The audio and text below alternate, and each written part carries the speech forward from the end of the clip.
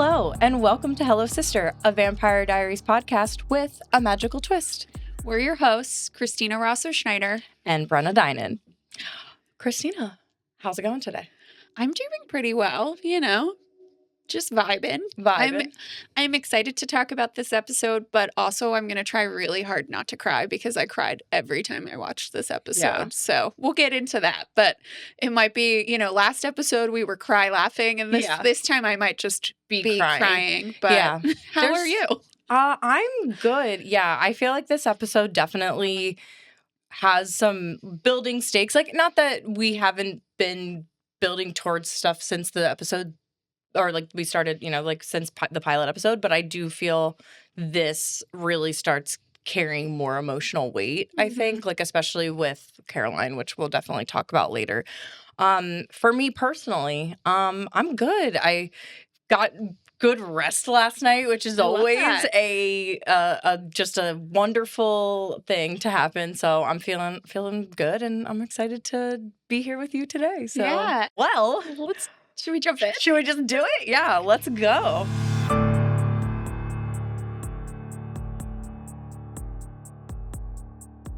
All right, so let's dive into episode 4 of the Vampire Diaries called Family Ties.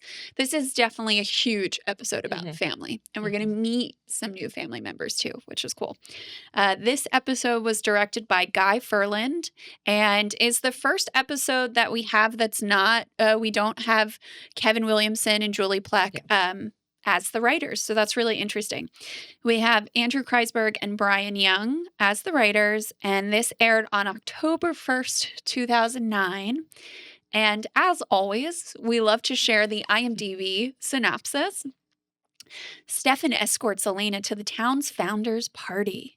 At the party, Damon tells Elena a story about the Salvatore family, leaving Elena with questions Stefan refuses to answer. Ooh, juicy. Stefan, what are we doing? Okay, so we start off in our opening scene titled Home is Where the Horror Is, and we are at the Gilbert house. Elena wakes in her bed with an alarmed look and her on her face, and she walks out of the room calling for Jeremy. It's pretty spooky in there. It's clear that no one is home, or it seems to be no one is home. Dark. It's very dark and, maybe middle of the night, perhaps. I don't know. But the lights aren't working even when she's trying to turn them on. And all of a sudden, when she's downstairs, a news spot pops onto the TV from a reporter named Logan Fell, and he's reporting on another deadly animal attack. But the victim is Elena. Interesting. So Elena, understandably disturbed by the new spot, then hears a voice to the side of her saying, "You know what's coming next." And we see that it's Damon, and it's very horror-esque. She's kind of running around trying to get away from him. She goes to the front door. Damon's standing at the front door. And when she shuts it, he's actually still in the house, and then he disappears. And then as she's kind of frantically really in distress, just doing this with her hair. I'm doing like some crazy, just a lot. She's really overwhelmed, and then we get a jump scare of Damon behind her, just going for her neck and biting her throat, and she screams, and we then have a jump cut. But what do we think about this horror opening? Yeah. Right, like with this, it's pretty, it's chilling, yeah. Right? The only thing that's comical is why in that second when Elena is screaming that she puts her whole hair very the Ring style in that moment, but it's terrifying, right? Yeah. There's an intruder in the house, you can't get away from them, all of that. So it's definitely spooky. I do have to say, the photo they use of her on the TV, I'm just like, she looks great. She always looks great. But it's also a really awkward photo. Yeah. And you're like, why is this the photo that the news chose? Could you imagine if she in the dream, oops, spoiler alert, it's a dream. I just spoiled it. But, you also saw the episode presumably, so you know that. But what if it was in that moment, she was like, why did they use this picture of me? Instead, I feel like I would do some shit like that if I saw, I'd be like, why'd they choose this one? You like What the edit fuck? it while it's happening. Yeah. But it's just funny. But again, we're still on this like horror beat, right? Like Yeah. from these episodes, it's just now getting a little closer to starting with our main girl. Yeah. So, and then this isn't, and again, since I did a little pre-spoiler, we move to the next scene, and This scene's called Monsters and Mountain Lions, and the location is the Salvatore boarding house in Stefan's room. So he wakes up, and it turns out that the whole Elena montage, that opening scene, was actually a nightmare that Damon had planted in his head. I actually love that the plot twist was it was Stefan's nightmare and not Elena. Yeah, so it's that was great. Fun. Well, it also, I feel like, yes, we've started to see, we talked about this a little bit with Friday Night Bites with when Stefan cuts his hand and Elena's, so certain that he did, and he gaslights her. Not a good look, Stefan. That you, I think, were the one who said, like, oh, is this where you think, like, maybe she's starting to figure something out? I think so, but I don't think, like, so soon after she'd go for vampire right away, right? Yeah. And thinking that Damon's a vampire. So I feel like that's almost a nod to us that the dream isn't like it's not actually happening, and it's unless we were like forwarding in time, right? Because that seems a very different place from when he's like stroking her cheek when she's sleeping. But yeah, it's really fun and it makes so much sense that it's Stefan. So I guess that's the photo Stefan's subconscious chose. Stefan. Or it's the photo that Damon made him. Oh, wait. Yeah, we got questions. Got questions. Damon tells him how easy it is to get inside of his head because, again, Stefan is only feeding on animal blood, not on human blood. And so, he's saying it won't become an even playing field between the two of them until Stefan starts taking human blood. So Stefan gets up, does this little like vamp run, picks up a letter opener, or I guess it's a knife. Yeah, I think it's hard to tell. Like, I don't know. What do you think it is? For what we see pulled out, I believe it's a knife, but it feels in the moment more so like a letter opener. Right, 'cause it's like on the desk, isn't it? Like Stefan definitely has a letter opener. Yeah. Right? Yeah, I would believe that this man who also writes in his journal/diary that he also has a letter opener, which like is why I wasn't sure what it was, but it's also very ornate. But you know what? They have a lot of antique heirlooms, so maybe it is. It could be. It could, or it could just be like a really chonky freaking letter opener. But yeah, so he throws this letter opener/knife. I mean, letter openers basically are small knives. And he throws it at Damon right in the chest. Damon is totally unfazed by this, and we see him, pull it out and drop it. So then Damon goes on to tell Stefan that the animal that killed Coach Tanner and the other victims has been found. He says that it was a mountain lion, which we'll talk about. And Stefan wonders why, and says this to his brother, like, why did you cover your tracks? And Damon says he's having too much fun with Stefan and Elena, who I'm going to call Stelena. Stelena. Just in case I start meshing names together like last week. Von and Eleni. Oh, don't make me cry again. So then Stefan reminds his brother that it's not so easy for him to get to Elena because she's wearing the vervain necklace. Damon reminds him that, there are other ways to get to her, and maybe that's not his angle. Maybe he's not just trying to get in her head. And then, he does give some of his reasons why, people find him attractive. And Brenna loves this. One of them is his unflinching ability to listen to Taylor Swift. Yeah, it was just kind of funny because I was like, of course Damon would listen to Taylor Swift. Yeah, it just feels right. Only a couple years after Love Story came out, which I listened to at nauseum in high school. So Damon's doing his whole like thing, and then he stabs Stefan with the same knife and/or letter opener, and then leaves the room. And we get our fourth Stefan ab count when he lifts his shirt. He's pulled out the knife, and we see his wound healing. And you know what? His abs look great. That is a good shot of his abs, I'll say. Wait, actually, one other funny thing that I have to say about this, because when Dwight and I were watching the episode together last night, like my last watch through. So, for I don't know, I think we've probably talked about this, that like our husbands do watch this with us, and perhaps we will be bringing them on at some point in time to get their thoughts. Does Dwight? I have to know. Does Dwight enjoy watching it? Because Alex like begrudgingly watches it. Dwight's about the same, but I'm like holding out hope that as we get into, I'm gonna turn Alex deeper into the show, like, and I'm hoping that I think there are going to be certain characters that come on later in the series that I think Dwight will really enjoy. So I'm like holding out. But it was funny because because this is such a Dwight thing to do. When Damon's saying, being like, well, maybe that's not the only way to like get to like to compel, and he was like, and Dwight just looks across the way to me being like, does he mean sex?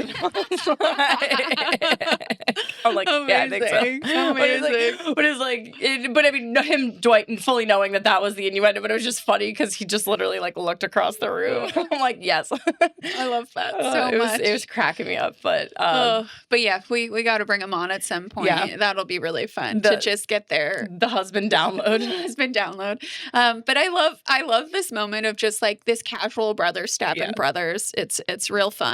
Then we get the opening credits, and then Stefan is writing in his diary about how the real animal is still out there, and he's wondering how he can stop Damon, this animal, this monster, without becoming one himself. So let's talk about some thoughts about this opening scene. So we've continued with the horror themes from the first 3 episodes, but now we're using this trope, right, with our central characters. We were talking about that a little bit.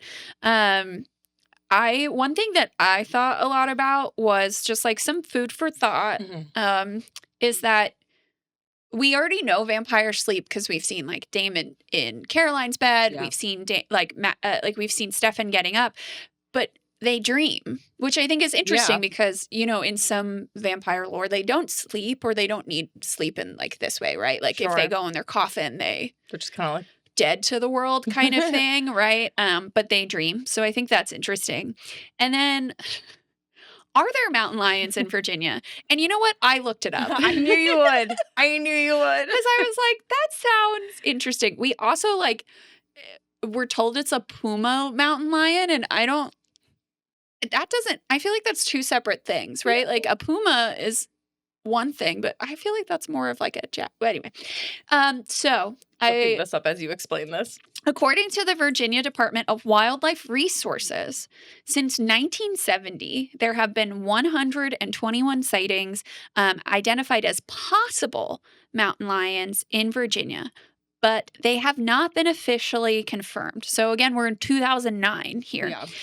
Most sightings occur in Shenandoah National Park, which I actually went to this past fall when I was staying in Charlottesville. It's really beautiful. Cool. Hiked a little bit of the AT with the dogs. And then the other region that they're seeing a lot of these possible sightings are in Nelson County and Amherst. Okay, so they're around, perhaps. But there hasn't been an official sighting in like 50 years. Hasn't been a confirmed one. So I was like, but I mean, I'm sure Damon just compelled the person who he attacked to say it was a mountain lion. Exactly. So for sure.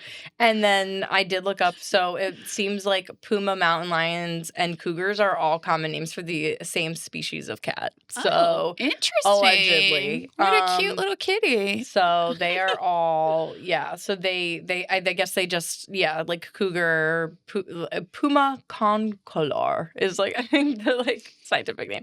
But so that's, I didn't, today I learned. So that's we fun. learned something, right? It's so fun. Was there anything else you wanted to say about this scene? No, I think that, we hit it all, like all the way down to Damon's unflinching ability to listen to Taylor Swift. So on to our next scene. We have The Pleasure Is All Mine, Mr. Salvatore. And this is at the Gilbert House. And we are watching the same news station, or hearing and seeing the same news station that is the same reporter, Logan Fell, on the TV at the Gilbert House. And we learn that Jenna, who, thank you for coming back, Jenna, after not being around last episode, it has history with the newscaster. So she calls him Logan Scumfell, which I love it so much. which is pretty funny. And she's just being very annoyed, like just annoyed about him. But you could, and I love as this exchange is going, like Elena does go, well, he is kind of cute. Like, he is cute. And she's just not having it. But while this is happening, I don't think he's cute. He's fine. He's fine. Right. He has a very punchable face. Yes, that's what I really feel like he does have that. I think I might have written that down at some point in the episode. So I agree. And like when we kind of get later on in the episode, we can talk a little bit more about him. But he does feel like he has a punchable face. But Elena is polishing artifacts from her family's safe deposit box to donate to the Founders Council's heritage display. And it's all this like rings and a watch and a couple other, I know they like talk about some of the rings, but it's interesting. So a lot of these artifacts that they have been passed down or have been in the family for a very long time. And Jeremy, of course, walks in and is like, how much do you think you could get for these? Jeremy, are we fucking joking? But it does seem like, even though there's a little bit of back and forth about if Jeremy would sell these on eBay, it does seem that he does actually care about the artifacts. Yeah. It's just more him being not as happy about them loaning out the family's heirlooms. Right. And notably the Lockwoods, because they are the ones hosting this party, and Jeremy hates Tyler. He tried to kill him in the last episode. So then a little bit after that, the doorbell rings and it's Stefan, and Elena just pulls him right through that door threshold and starts making out. Ooh, getting steamy. And they take it up to the bedroom, which honestly, crazy stuff, because they are definitely fully making out with the door open. Did you notice that? Oh, yeah. And also, with the door, how much time do they have before school? Yeah. Right? Like, I just blown by the amount of things these kids do. The leisurely coffee, polishing heirlooms, and you know, getting heated with their boyfriend in their bedroom with the door open while everyone in their family's in the house. Yeah, I just like couldn't be me leaving the door wide open while making out with somebody. Like, I don't know. Did your parents let you have boys in your room or partners in your room?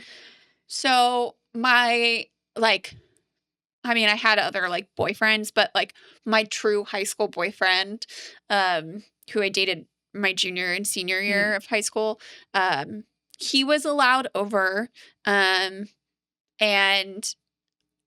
I don't remember if I was originally allowed to have him in my room or not, but my mom did walk in on us partially unclothed, and I had to have a really awkward car ride with my dad the next morning on the way to school.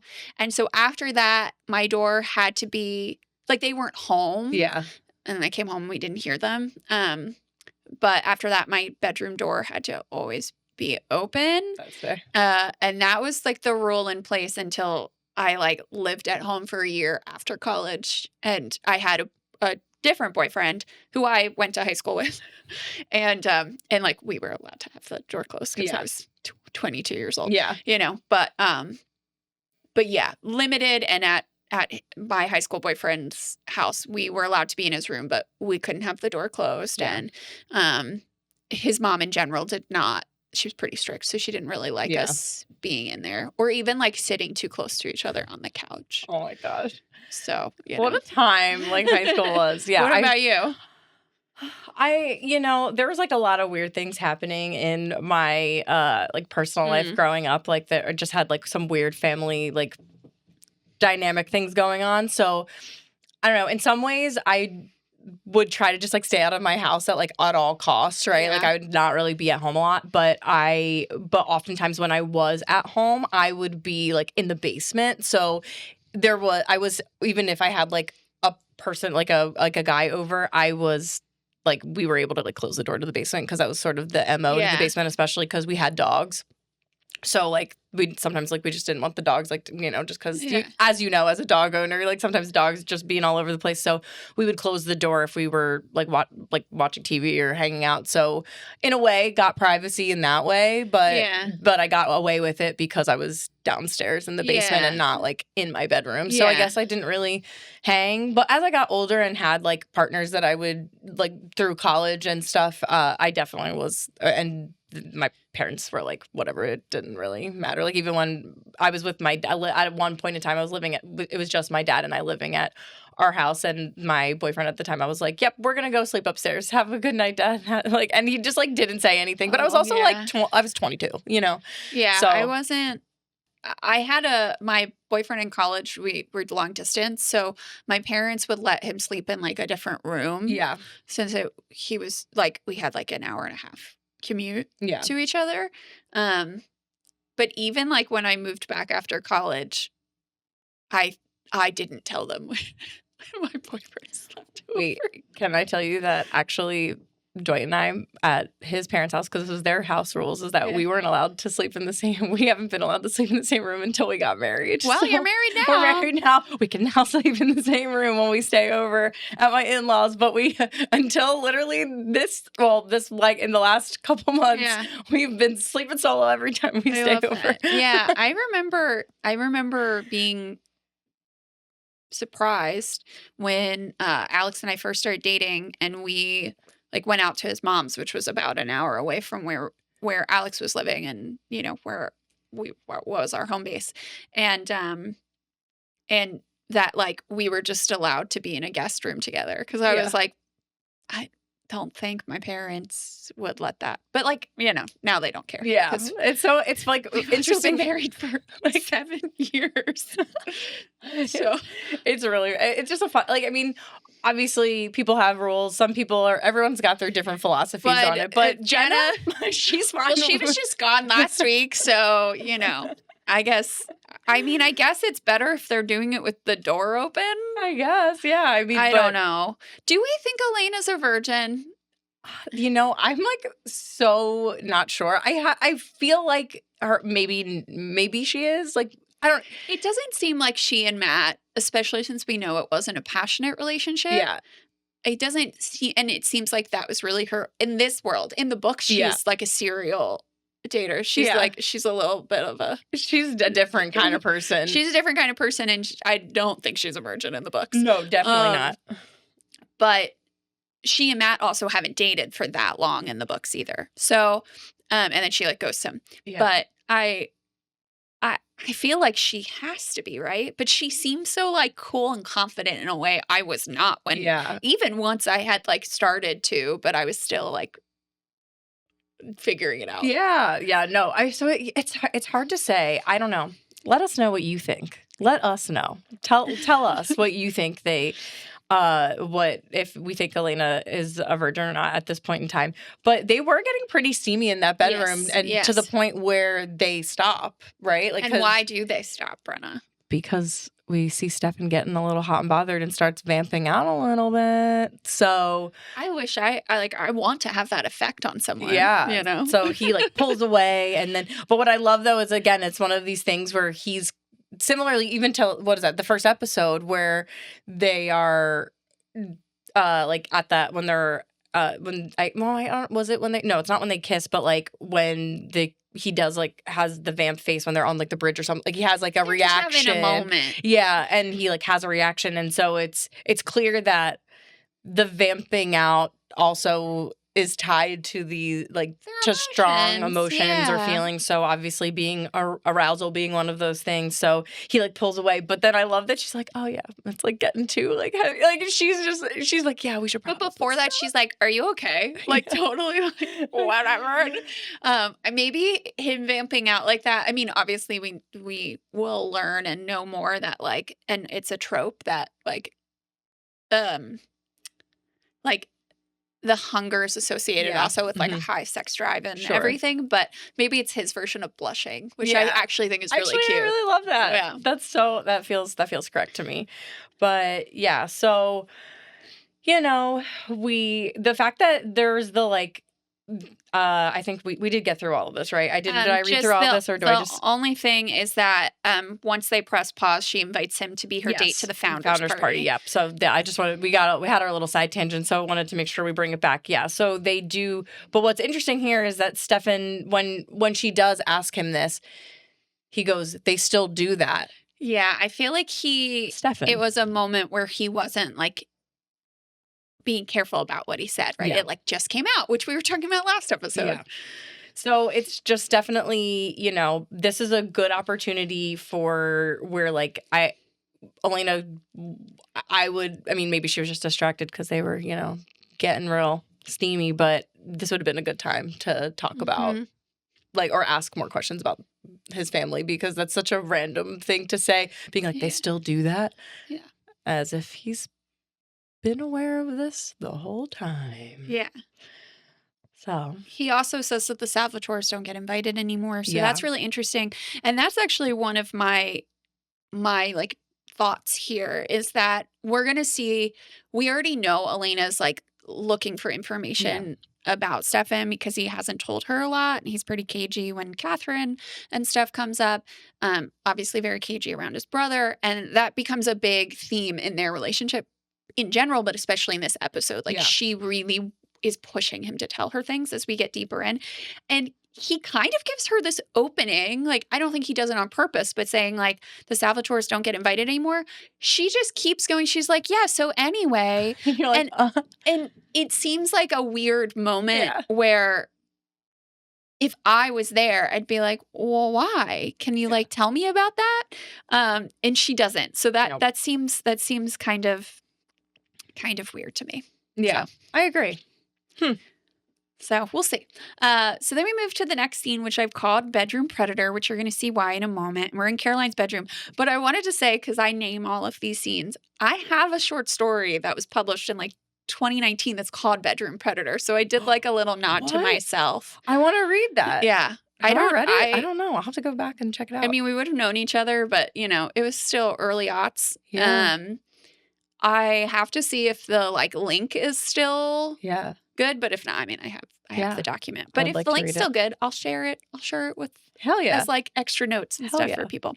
But so we're in Caroline's bedroom. She's trying on dresses for the founders party, and Damon is like laying on her bed and is judging her outfit choices, right? She has this like canary yellow everything strapless dress, and it is disgusting. It is it's terrible.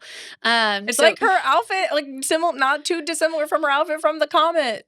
Like the night of the Comet, she's like this girl loves yellow, and I don't think yellow loves her. You know what I mean? Does either.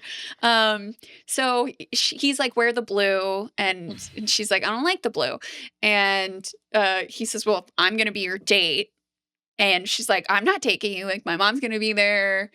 Like she's a proud gun owner, which will make more sense when we meet her mom, and so he compels her to take him.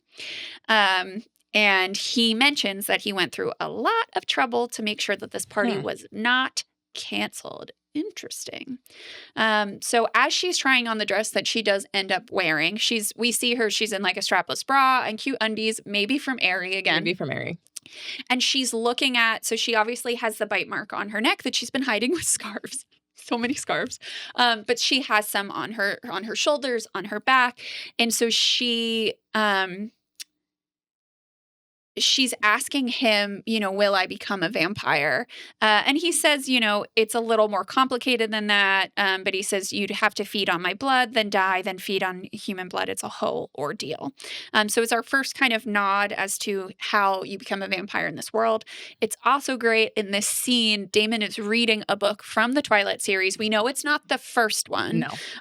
So maybe New Moon or Eclipse, but he's literally like, why is this like what's so special about this Bella girl? Edward's so whipped, which I just think is hilarious. He says he misses Anne Rice. And Caroline asks Damon why vampire, and why he doesn't sparkle. So this is also us knowing that she is fully cognizant that even though she's under his compulsion, she knows he's a vampire. Yeah. And I was thinking too, like maybe, well, she's under compulsion, so like he's not worried about her spilling that secret, but also I'm sure it gets really lonely to have a big secret like that. Yeah. And so, he's too busy terrorizing his brother for them to actually like connect. So it might be nice for him to like have someone, to talk to. He then says the Twilight book gets it all wrong. The two of them start to get a little sexy. He's on top of her on the bed because he like pulls her in. And she says that he can be really sweet when he wants to, and he agrees. And then this is one of the first scenes that just like breaks my heart. Yeah. And she asks him if he's going to kill her. And he says yes, but not yet. And she asks why. And he says that because he imagines she's good at getting her little nose into places it doesn't belong. And she says she is. And she also says she'll do anything for him. So it's hard. And so him being so like seeing, not only is he manipulating her and treating her like a puppet, like Stefan said in a previous episode, but just like no one deserves to be treated like this. And she has no agency. And we talked about agency with the whole inviting a vampire in.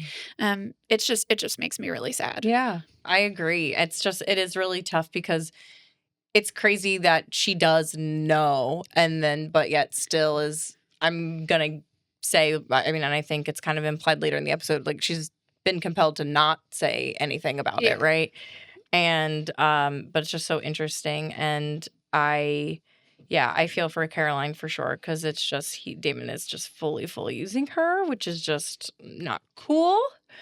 Just a couple things to point out that I wanted to like on the front of her, like just to on a lighter note. Her going back to her dress, I did actually have a Halloween costume where I was Pikachu in 2012, and that dress looked very similar to the dress that Caroline was putting on, which is really hilarious. And I did want to do, and I'm sure at some point, not in this episode, because we do have some other things to talk about in our folklore section today, but we probably will get deeper into like the transition lore. But for now, because we do get, like you were saying, we do get that from Damon, him saying, you have to feed on my blood, then die, then feed on human blood. It's a whole ordeal. And I know that at some point in a previous episode, I had brought up the Buffy quote that has the same, which is in the first episode of Buffy, where she says to Giles, and I did get the quote this time so that I don't misquote it, but it says, to make you a vampire, they have to suck your blood, and then you suck their blood. It's like a whole big sucking thing. Mostly, they're just going to kill you. And that's honestly not too dissimilar to exactly what is being explained in this scene. So it's fun that these vampire properties are sort of like Vampire Diaries is very in conversation with the other vampire like properties that exist, and that's cool. Absolutely. So. All right. Anything else for the scene, or no? I think we're good to move on to the next one. All right. Well, then we are moving on to tableside snub and hot gossip. And we're in the Mystic Grill. So at the Mystic Grill, we're with Tyler and his parents. More adults. More adults.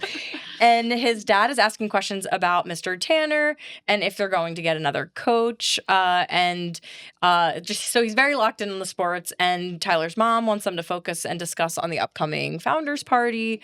We then have, of course, because we are in the Mystic Grill, so she's have apparently the only waitress. Vicky's coming on up to just ask if they want any refills, and Tyler's parents largely just treat her like a waitress, like kind, like as a just a kind person, like towards their waitress. Yeah, I don't love that. His dad's like sweetheart. Yeah, honey, I mean it's a little it's a little patronizing, but it's more kind of like. But it's the South, and also. It seems like his vibe. Yeah, it does seem like his vibe. We're going to be looking more at these guys later. But Tyler's actively pretending that he doesn't even like see her. Like he's like doing this thing like where he's just kind of just like slouching and like it's turtling. It's so weird, and she just is not having it. And I love that she reaches across to just like grab his like be like, can I get you anything? And just it's just the tension's there. I feel like Mrs. Lockwood does kind of see this and notices the connection. It does, I mean, there's a glance. It's very brief, but she's observant. She is definitely observant. So I don't know. Just dang, like Vicky, Tyler. This is just whole whatever. But I'm glad that we are now seeing some more parents in the fold here. Yeah. So, and we learned that Mr. Lockwood is the mayor. Yes. And he is. And one other thing I wanted to say on that is that, like, Tyler just gives off, like, a different energy than, like, mayor's son. Yeah. But I don't know. Like, what do you think about that? Like, do you agree, disagree? Like, how do you feel about that? I mean, obviously he's a real jerk, who has anger issues, and I imagine, and even though we don't explore it in this episode, like there's definitely, he doesn't seem to have like a close relationship with his parents.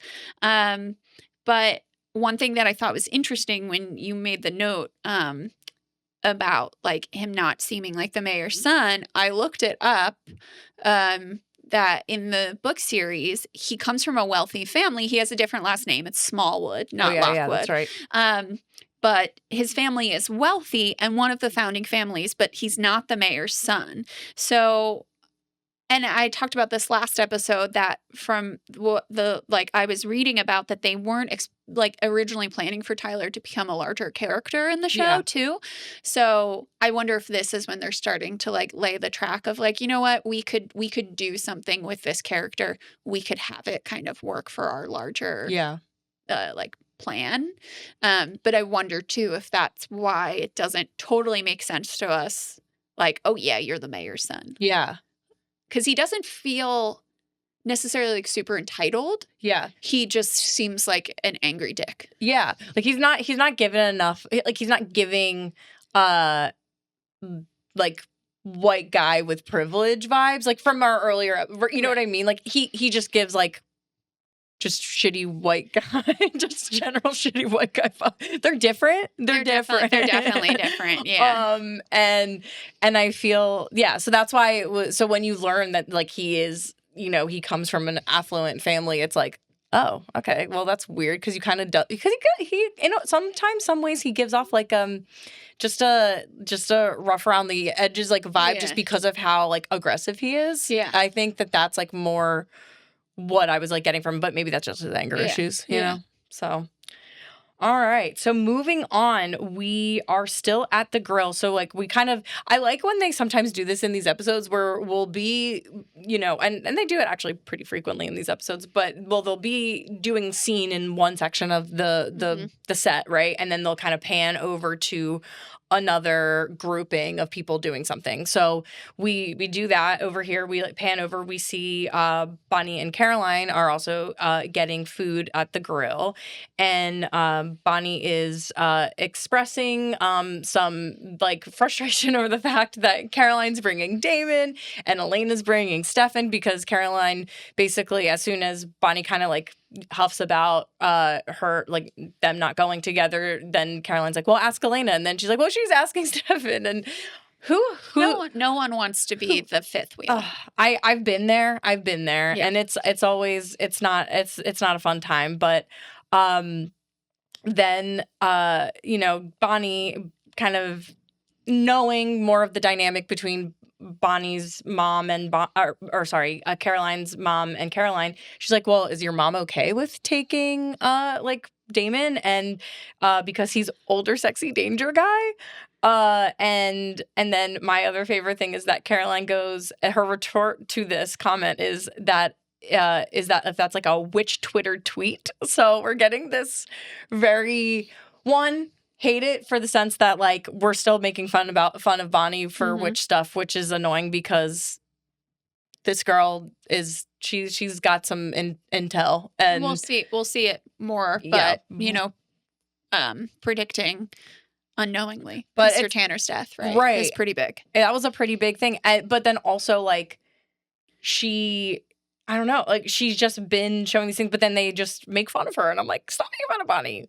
That's not fair. And so and then Bonnie's just like, don't make any witch jokes because she was freaked out about the thing. So presumably, I guess Caroline knows about, like, I'm sure Bonnie told Caroline and Elena about that. That she's just telling them this stuff. Yeah. Like, you know, I don't think their reactions are the best. No. We've talked about how Elena feels very wishy-washy about it, but I do really love that, like, Bonnie's going through something big that's very personal, and that she's still telling people. Yeah. For sure. And that is great that Bonnie she's open. She's definitely probably our most empathetic person, or one of the most empathetic characters on the show. And she's great. And I love her so much. And I'm like mad that, you know, someone take Bonnie to the party. But you know, we'll be clocking Bonnie's. Her hair's looking so good in this scene. It does. And like in general, she's just so beautiful. So. Cat Graham, you're just a beautiful human. But so anyway, Caroline, just like they're talking more. She's defending Damon, and then ends up sharing some hot goss with Bonnie about Stefan. That was obviously, you know, manufactured by Damon to kind of get this, like, just spinning some stuff over there, which was entirely what Damon wanted Caroline to do. And so I think, you know, I don't know. I just it's an interesting. I mean, Damon is being smart and how he's deploying her, which sucks because it's annoying. But it's like they walked right in, like Carol or it's Bonnie so walked right into it. Yeah. And yet no one gets it. Yeah. And then I just have to say that, you know, Caroline's wearing all these scarves, and we talked about it last episode. But I want, like, I want someone to ask her about it. And B, I want, like, a very Mean Girls kind of moment that's like, I saw Carolyn Forbes wearing a scarf, so I went out and got a scarf. I just, like, I need that. And maybe I have to make that video. Could you imagine if, like, in the background in the show, people started wearing could you imagine if they were, like, just in the background, there were just, like, a couple, like, characters that were just, like, wearing I actually think it's a really big missed opportunity. That would have been wild. That would have been really and so, you know what, I think I need to do stupid video about that. I'm not sure how much longer the scarves are going to be in play. I haven't been watching ahead. But it can pop up at any time. So, but maybe we'll wear scarves like that in honor of Caroline sometime. I thought about wearing a scarf today, but I don't have any, like, hers are like ribbons. I was like, I guess I could tie, like, a bandana, but that's, like, such a different vibe. It's a different vibe. No, it's like a very specific, like, thin scarf. Like, it's not, because it's not your winter wear scarf. It's a thin. Which she should have gotten, like, a fashion scarf that's, like, one of the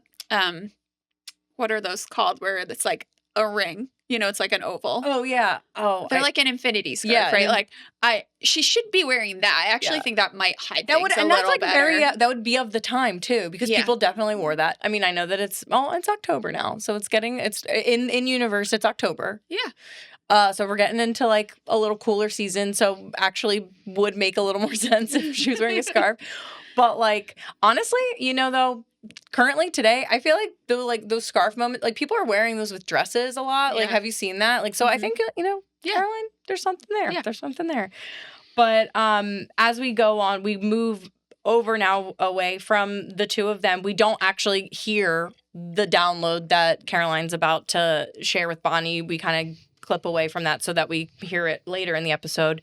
But we get over to Tyler and Vicky after his parents leave, and, you know, props up to Vicky for just not, like, taking Tyler's shit and is just like calling him out on this, right? Like, she is just over the fact that he's clearly just ignoring her, not, like, noting that it's because, you know, she's not, you know, maybe Matt and her family aren't as, like, affluent as, you know, the Lockwoods are or whatever.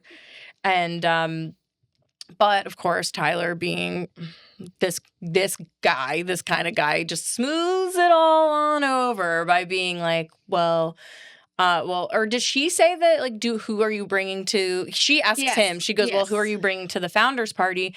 And then he goes, Vicky Donovan, or no, he asks if she wants to go. Yeah, I she think goes like, Vicky Donovan, do you want to go to the founders party with me? And then she's like, no, it's stupid. But then she's like, but yes. But then she does say yes. And I just can't I'm like, ugh. I know. I just like, I hate that. That's such like a shit guy playbook, and she fell for it. She sure did. But then, after Tyler leaves, Jeremy, who's also at the grill, because we're all at the grill. Like we are always in history class together. We are also all at the grill together. Also, like most of these kids, like Vicky's the only one we know so far who has a job. Like, how are they affording even buying like a soda? Yeah. Or a coffee? Well, I mean, it was 2009, so it was probably a little cheaper than but still, they like seem to be out and about. It's true. Often, but it's true. But Jeremy, just because, of course, this love triangle is always forever not my favorite, but he points out that he basically Vicky basically had to get Tyler to ask her to go to the party. So it's just, which also just like, we don't need the extra commentary, Jeremy. Yeah. Like, what are we doing? We don't need it.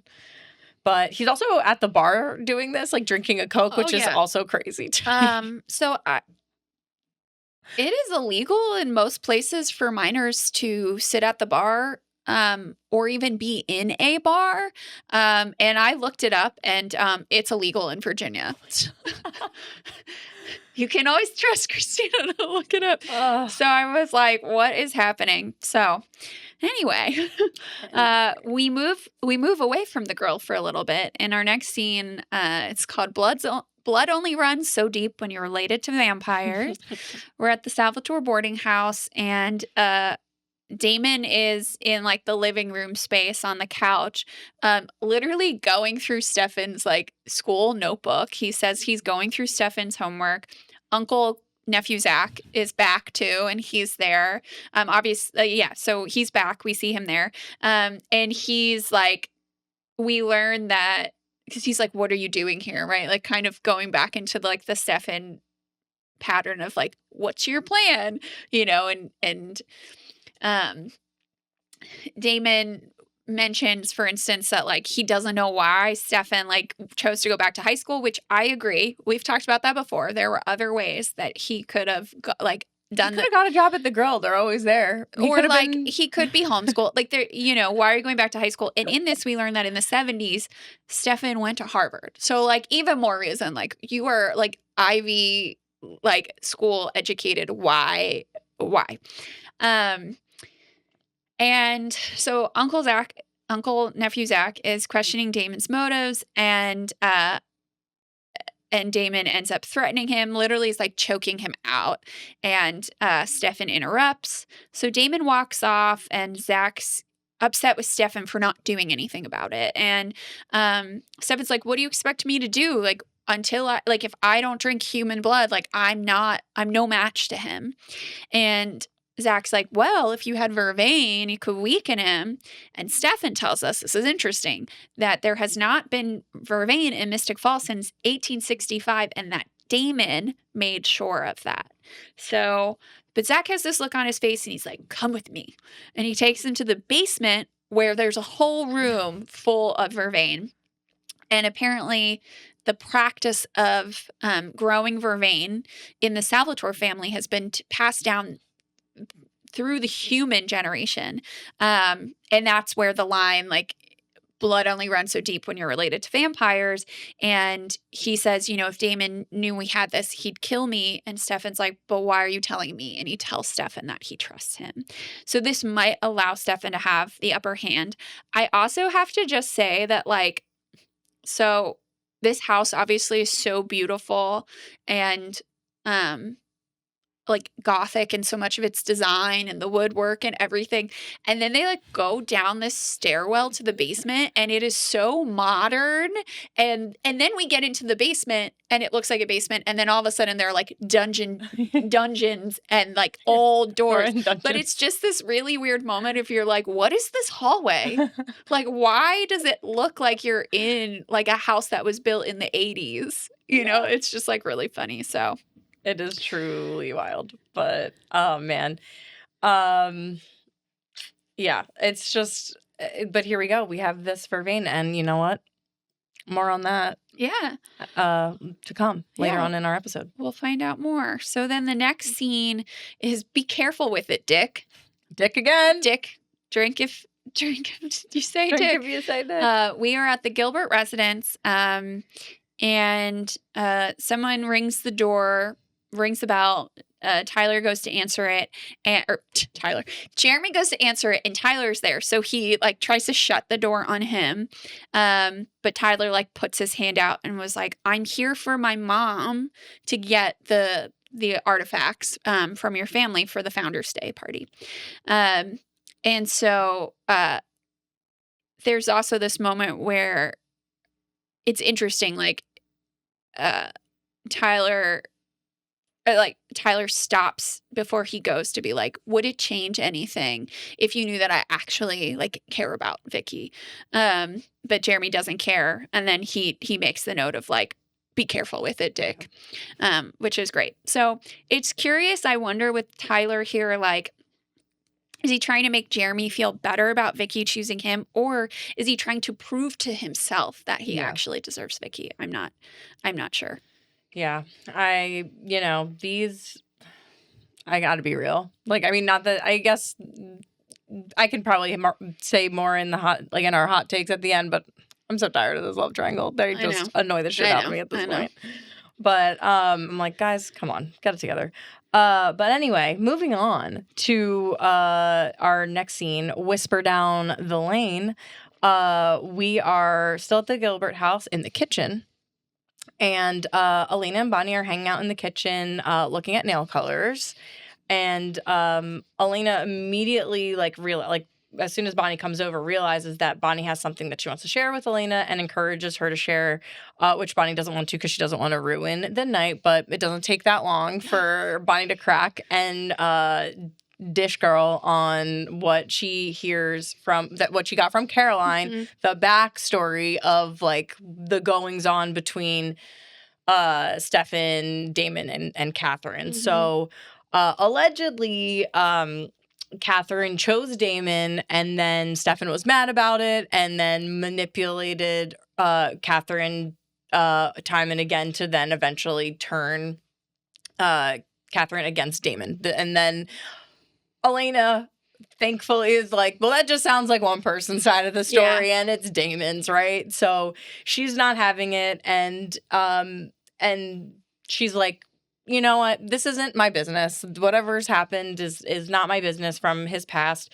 And Bonnie warns, being like, but unless he's calculating manipulative liar, and but Elena's like, totally, he seems just like that, Bonnie. Yeah, seems just like Bonnie. What? She keeps waffling on Stefan because in the last episode she was cold and then warmed up, and now she's not sure. Poor writing. Yeah, I'm like, what is going on here? She's like, well, how do you know?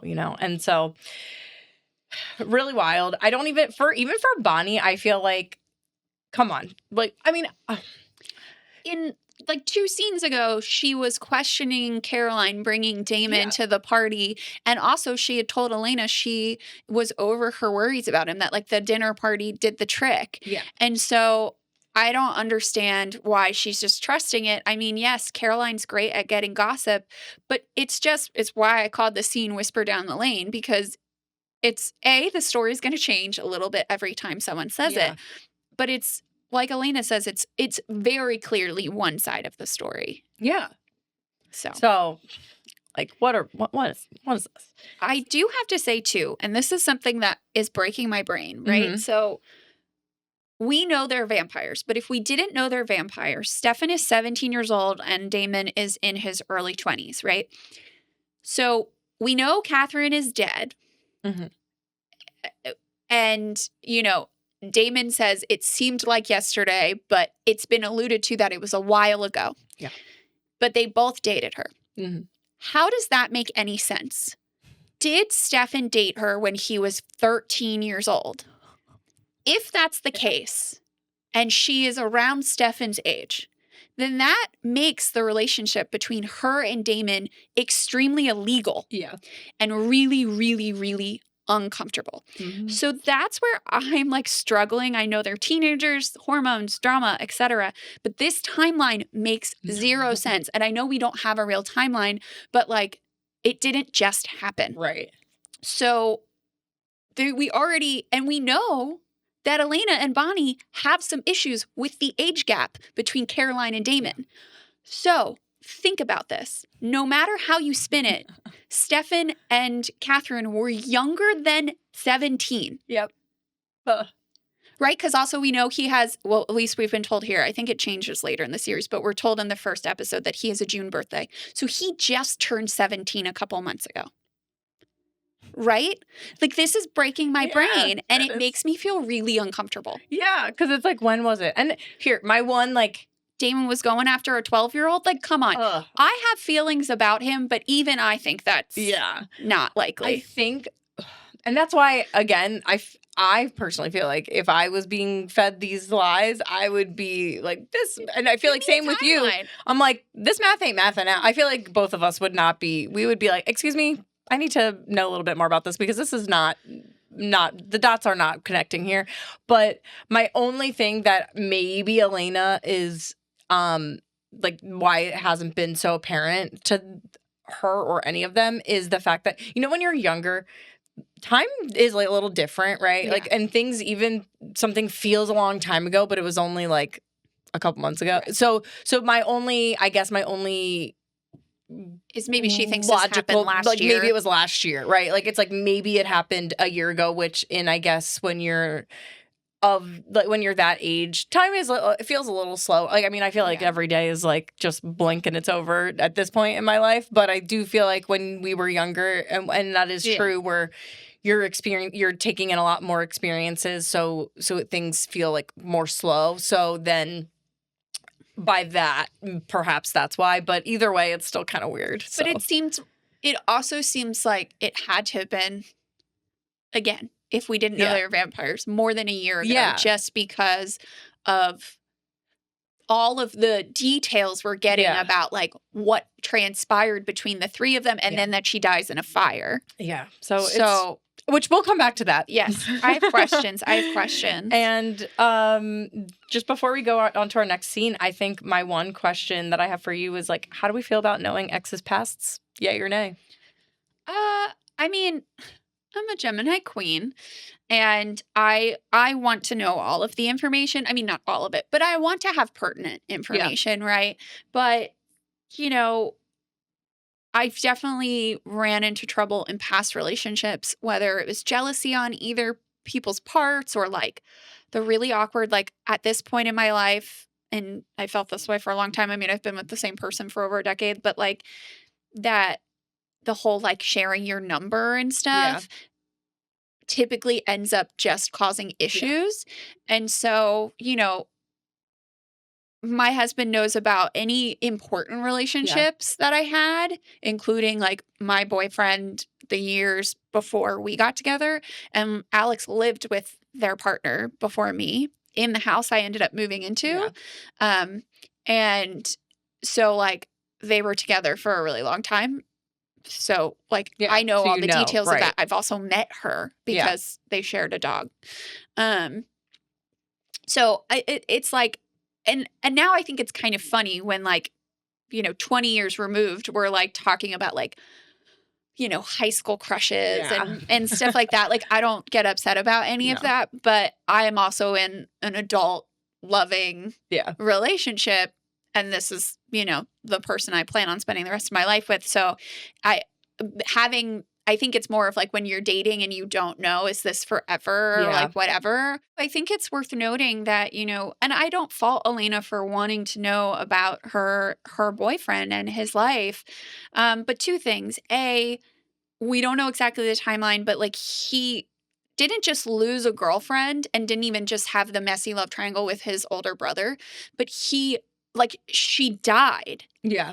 And so I find it insensitive that, and we'll see this continue to happen over the course of the episode, that across the board, but especially Elena, are really pushing him to talk about it. Yeah. And he does, at one point, he will say, I don't want to talk about it. Yeah. And I think that's an okay response. That's fair. Like, Yeah. it could be like, you don't need to talk about it right now. But also, he does not get the luxury of deciding whether or not he wants to know about her ex, because she's friends with her ex. Mm-hmm.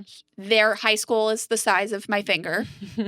And her friends have told him everything about their relationship. Yeah. And she's told him a lot. Yeah. And so I'm like, that, I appreciate her openness, but also he's been forced to know more details than I think he would want. Sure. And is in this, it's not like fair, because she's like grown up in this town and known these people her whole life, and he's new to town, so they don't know anything about him. So I also feel like there's a lot of pressure to put on a person who also seems to be a little more shy and has trauma.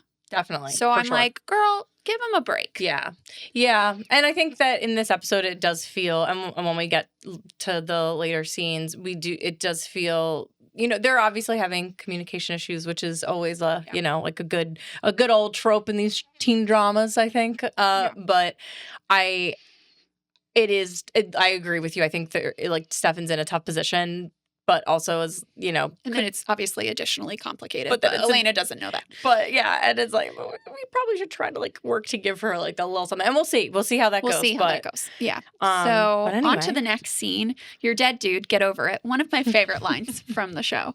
We're at the Salvatore boarding house. The brothers are getting ready for the founders party, and we learn that they were at the first founders party in 1864. Everything happened in 1864. And Stefan thinks that, he's talking about we shouldn't draw attention to ourselves. And Damon's like, so then you stay home. I'll take care of Elena. Stefan is drinking bourbon. It's the first time I feel like we've seen him drinking.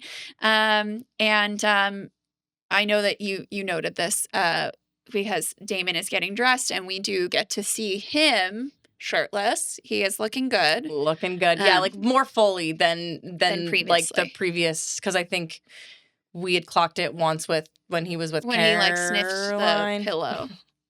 But this is more all right. Yeah. All right. So, and moving on there from Damon's abs to we are at Missing Heirloom, and we are back at the Gilbert residence in Elena's room. Elena and Bonnie are getting ready for the party in Elena's room that has a bathroom. Honestly, what a sleigh. I wish that I had that in my home growing up, but I mean, I still had we had a bathroom, but it was just down the hall. I think it's a shared bathroom, right? Because isn't there a door on both sides? Maybe. There might be. So maybe Jeremy does. Too, okay, so they do have one of those. I always liked those bathrooms in houses. I had one. That's a cool, my sister and I had one, yeah. I love those. And so they're getting ready. The phone rings. Mrs. Lockwood is on the other line, and she's saying that a piece is missing from the collection. It's a pocket watch. Yes. And literally, which is so common with Elena. I feel like usually when Elena's in a scene with somebody else, in this case Bonnie, also then talking on the phone, but then just cuts off what she's doing to go just scold Jeremy. She gets her Jeremy face on. Yeah. You haven't seen Crazy Jeremy. And she just goes right over, and she asks where the watch is, and he plays dumb. And they kind of have a little fight about it, and then we learn, and this is where we learn that Jeremy, the reason why he's been a little sour on this is that particular heirloom, that watch, is supposed to go to the firstborn son of the Gilbert family. That his dad was going to be passing that watch on to him. Yeah. And I think in this moment, Elena does soften to that. Again, it's this. She's frustrated with how he behaves, but is seeing the grief coming through, and she does share being well, it is yours. We're just loaning it out, and so that was it's tough because I can see why Jeremy didn't want to have that out. 100%. And I per what we were just talking about with Stefan and Elena, and her really pushing him for this information that he clearly doesn't want to give her. I feel like she's really missing the compassion that an awareness that she's had with Yeah. Jeremy and with Jenna, with so many other people. Like, we've seen she's such a good big sister. And I feel like in this episode, she isn't for so much of Yeah. it because why is she not having any kind of emotions about seeing these items and then like giving them? And I know you're trying to do what your mom wanted. And I understand that impulse, but I don't understand why she isn't at all emoting about this and never pauses to think what this feels like. And even this thing, like, we're just loaning them. Mm-hmm. But like, if this is all you have left of your parents, like, I don't think I would ever want anybody else to like hold it even for a short period of time. And like, your parents aren't here anymore. So who cares what they promise? Like, it just, and I mean, obviously we'll learn more about this pocket watch as it goes on, but it really strikes a chord with me. And she definitely is softening, and we'll see how she reacts later. But in this moment, I'm like, girl. Yeah, for sure. And who cares about Mrs. Lockwood? Yeah. We just met her. She just arrived today. So then we move to Eternal Studs. We're at the Salvatore boarding house. The brothers are still getting ready for the party. And Damon's talking about how he loves being an eternal stud and not getting old. And I love this. Stefan remarks that being a 150-year-old teenager has been the height of his happiness. This is so great. Yeah. I mean, the math is actually they'd be 163, but I just like, it's a great line. And he's continuing to drink his bourbon. Damon is amused that Stefan made a joke and says he's going to join him. So he gets ready to pour himself a glass, but first he looks at that picture of Catherine that we've seen several times and says how she and Stefan were the perfect couple at the first founders party. And how he hated watching his brother dance with her. But then it turns out that he was waiting in her room. So Damon gave her like a kiss on her cheek, and then she went into her bedroom where Damon was. And he, without saying it, he alludes to some spiciness. You think that Catherine's bedroom was open or closed? It was 1864. That door was definitely closed. It was definitely closed. Also, she's hiding one brother in there, or he's hiding in there. We don't know her thoughts on that. But then he says, "Here's to history repeating itself," which is such a like line. And he pours the bourbon or the scotch in. I thought it was bourbon, but then later there's a mention of it being scotch. Yeah. He pours it in, and then he goes like he's going to sip it and then dumps it on and was like, nice job trying to spike it with vervain. He wants to know how Stefan got it. And then he was like, now I have to go to the party angry. Who knows what I'll do? We are finally starting to get a little more details about Catherine and their relationship with the brothers. And why I think this scene is pivotal is that it's just the two Salvatore brothers talking. So it's not trying to hide or manipulate any of the story. So I feel like we're actually starting to get to some truth around that love triangle. I completely agree. And I do really enjoy the parceling out of the history because we've been getting it this whole time, and every time we get like a little bit more, it's like, okay, cool. Here's another little piece. So in our next scene called The Party's in the Back, we are at the Lockwood Mansion now. It's huge. It's huge. And we see a very large mansion and a tent raised for the party, and everything is decked out in like Southern rich style, and the Lockwoods are welcoming people into the home. And Tyler spots Vicky to go to her, and Mrs. Lockwood catches this, and Tyler takes Vicky around back. So we are firmly here at the mansion, and now we are on to our next scene called Scheming Stefan. We are at the Salvatore boarding house, and Stefan is still at the house getting ready to leave, and Zach apologizes for the vervain in the bourbon with that plan going wrong, but Stefan says it's okay because he was counting on Damon to not take the bait, but that whole thing was to lower his guard because then Damon won't expect him to be trying anything again. So schemy. Scheming Stefan. So Zach gives Stefan a vial of what must be a I think it's like a tincture of like vervain. So it's some like liquefied version of the vervain that he hands off to Stefan to take to the party. Yeah. And it is double what was in the scotch. Yes. So potent. Yes. So one thing I wanted to call out with this is I don't think we mentioned it in the previous scene, but we were talking about them drinking bourbon first time, seeing scotch, bourbon, whatever they're drinking. Either way, it's the first. I love that it's this early in the show that we're seeing like that happening because Ian Somerhalder and Paul Wesley have a bourbon company. Like they have a bourbon called Brothers Bond, which is created from their shared love of bourbon and them being born from the show. Like, and because that's oftentimes what, the brothers were, I would guess probably fake drinking, but maybe real drinking off like when they weren't on screen. And, I have tasted. Have you? You've had it, right? Didn't we? I shared it with. I think. Did you get it before? So you had told me you'd had it, and then So my sister-in-law, hey MJo, she loves the show. She's a Stefan girly, and for Christmas, I got her. She also loves Twilight. I got her all vampire themed things one year. So I got her like a Mystic Falls sweatshirt, I love that. And then I got her an Edward Cullen like sparkly like sequin ornament, because he sparkles.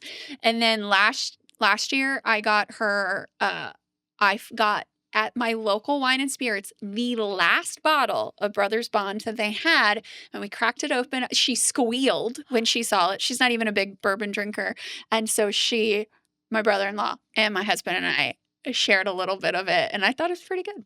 It is really good. And yeah, I like bourbon, so. I do too. Like, I mean, I have to be in the mood for it. Yeah. But I do like it, and I think theirs is really good. Yeah. And so if they want, Ian and Paul. So, just saying. Sisters bond, brothers bond, let's hang out and drink some bourbon. Yeah, totally would. So just putting it out there. So okay, so as we continue on, we then are in our next scene, we have Elena has a change of heart. And this is a little shorty scene. We've got a lot of little like shorty scenes sort of in the back half of this episode. And Elena is like back in the bathroom, but she's with the watch and she's looking at it. And then she ends up ultimately giving it to Jeremy before she leaves, ultimately not bringing it with her to the party, honoring kind of what had transpired earlier in the episode with understanding Jeremy's attachment to it, and that's sweet that she decides that's a good move. They didn't need to bring it to the party. Yes. So then we move into our next scene called Cursed with Sibling Rivalry. We are back at the Lockwood Mansion, right? We said before our break that we were going to dive into this founders party.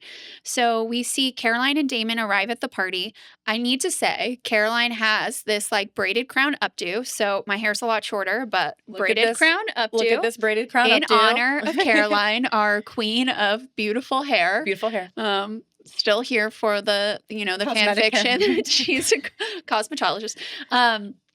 So she introduces Damon to Mrs. Lockwood and says he's her boyfriend. And she spots who we learn is her mother, the sheriff. It's clear they do not have the best relationship. It's very tense. They have this back and forth exchange. She's like, you couldn't even change out of your uniform. And her mom's like, I'm working, honey. And then her mom asks where her dad is. And he is away with his boyfriend, Steven. So we also learned that her parents are together. Yeah. And we also, just because we couldn't say this last episode since we hadn't learned about Caroline's dad with his partner, Stephen.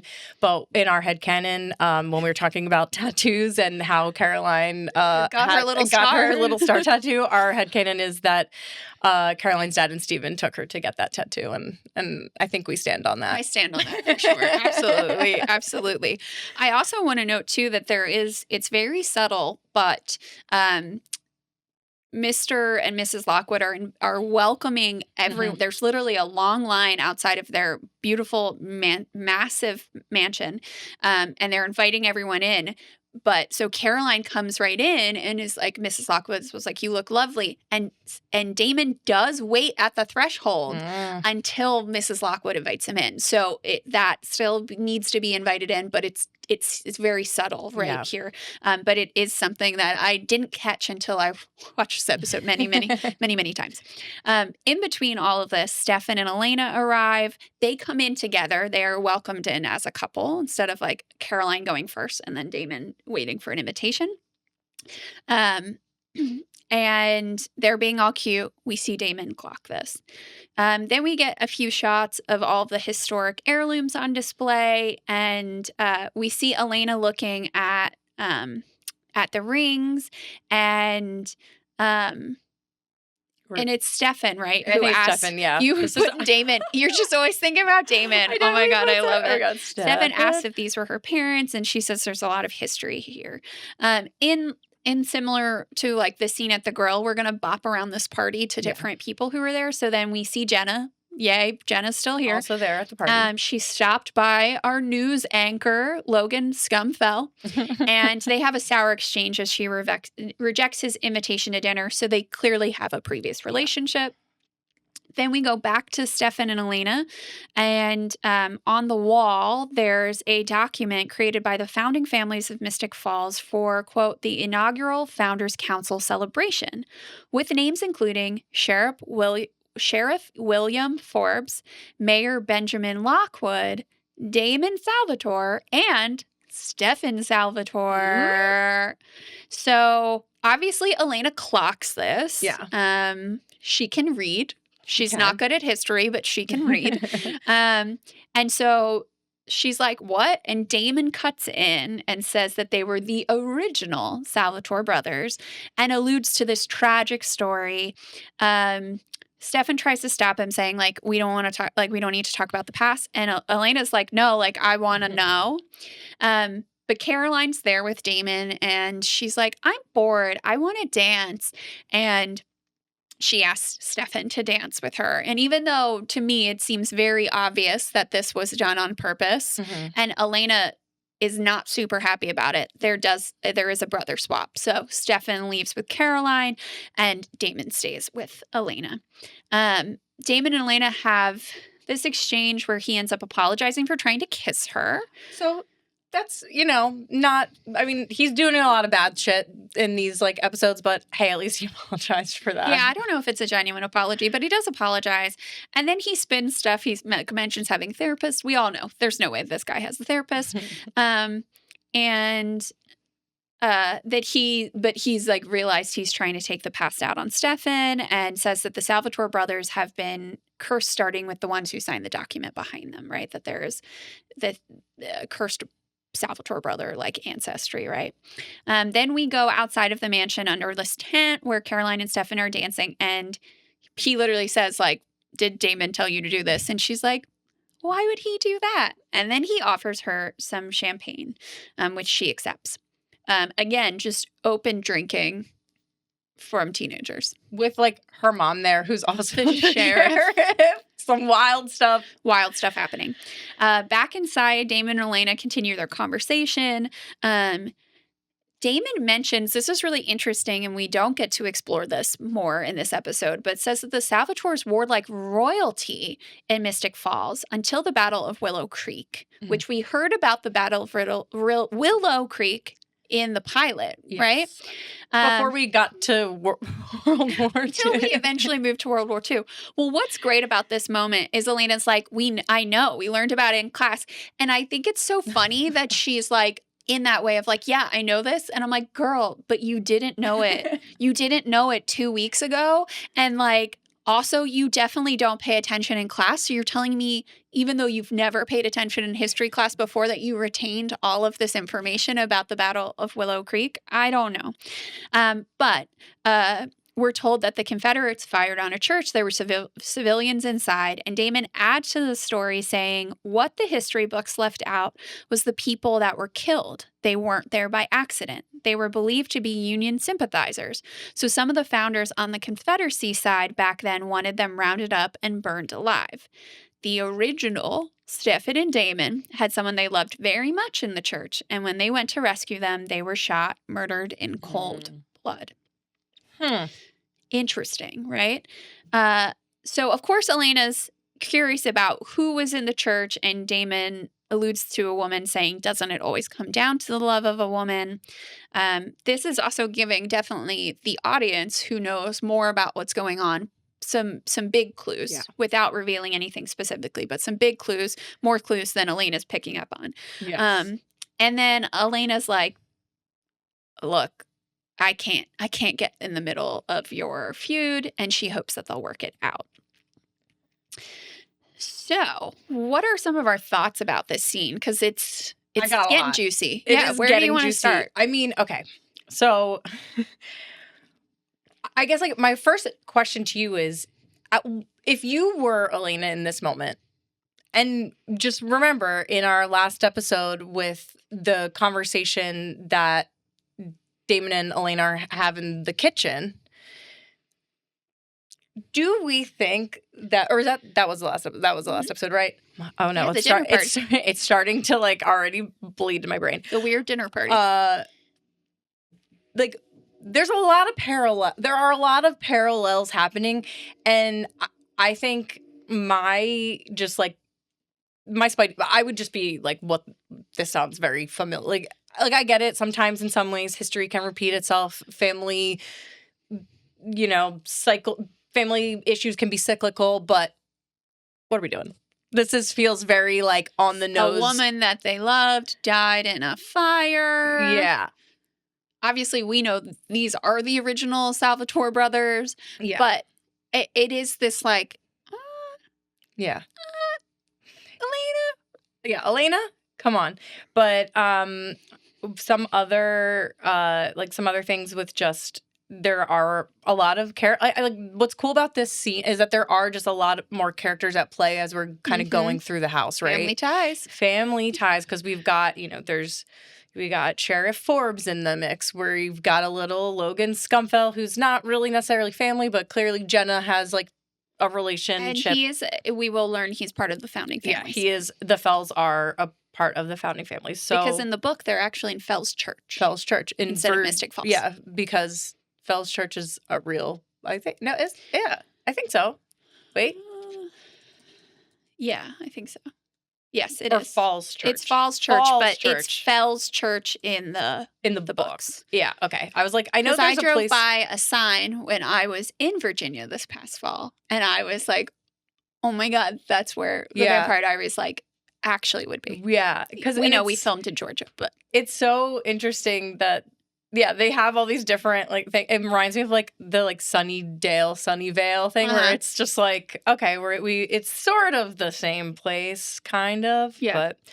But yeah, so we're getting a lot of backstory, which is fun, and I like that they're using the like being in this, what I'm sure is like the mayor's mansion's probably like a historical building regardless, right? Like we don't really at this point know how long Mayor Lockwood's been in office, but I'm guessing that's just like the mayor's residence, which probably has a lot of like, or it's the Lockwood family, or whatever, it could be just like theirs. That might just be their estate. I don't know how it works in the Southern homes, but I don't know. But yeah, like we're getting some more characters. We're getting some more backstory. We're starting to learn more about characters. Yeah. So interesting stuff. But okay. So as we move on to our next scene, the most awkward date. We are still at the Lockwood Mansion on the lawn, and Tyler and Vicky are outside away from the party.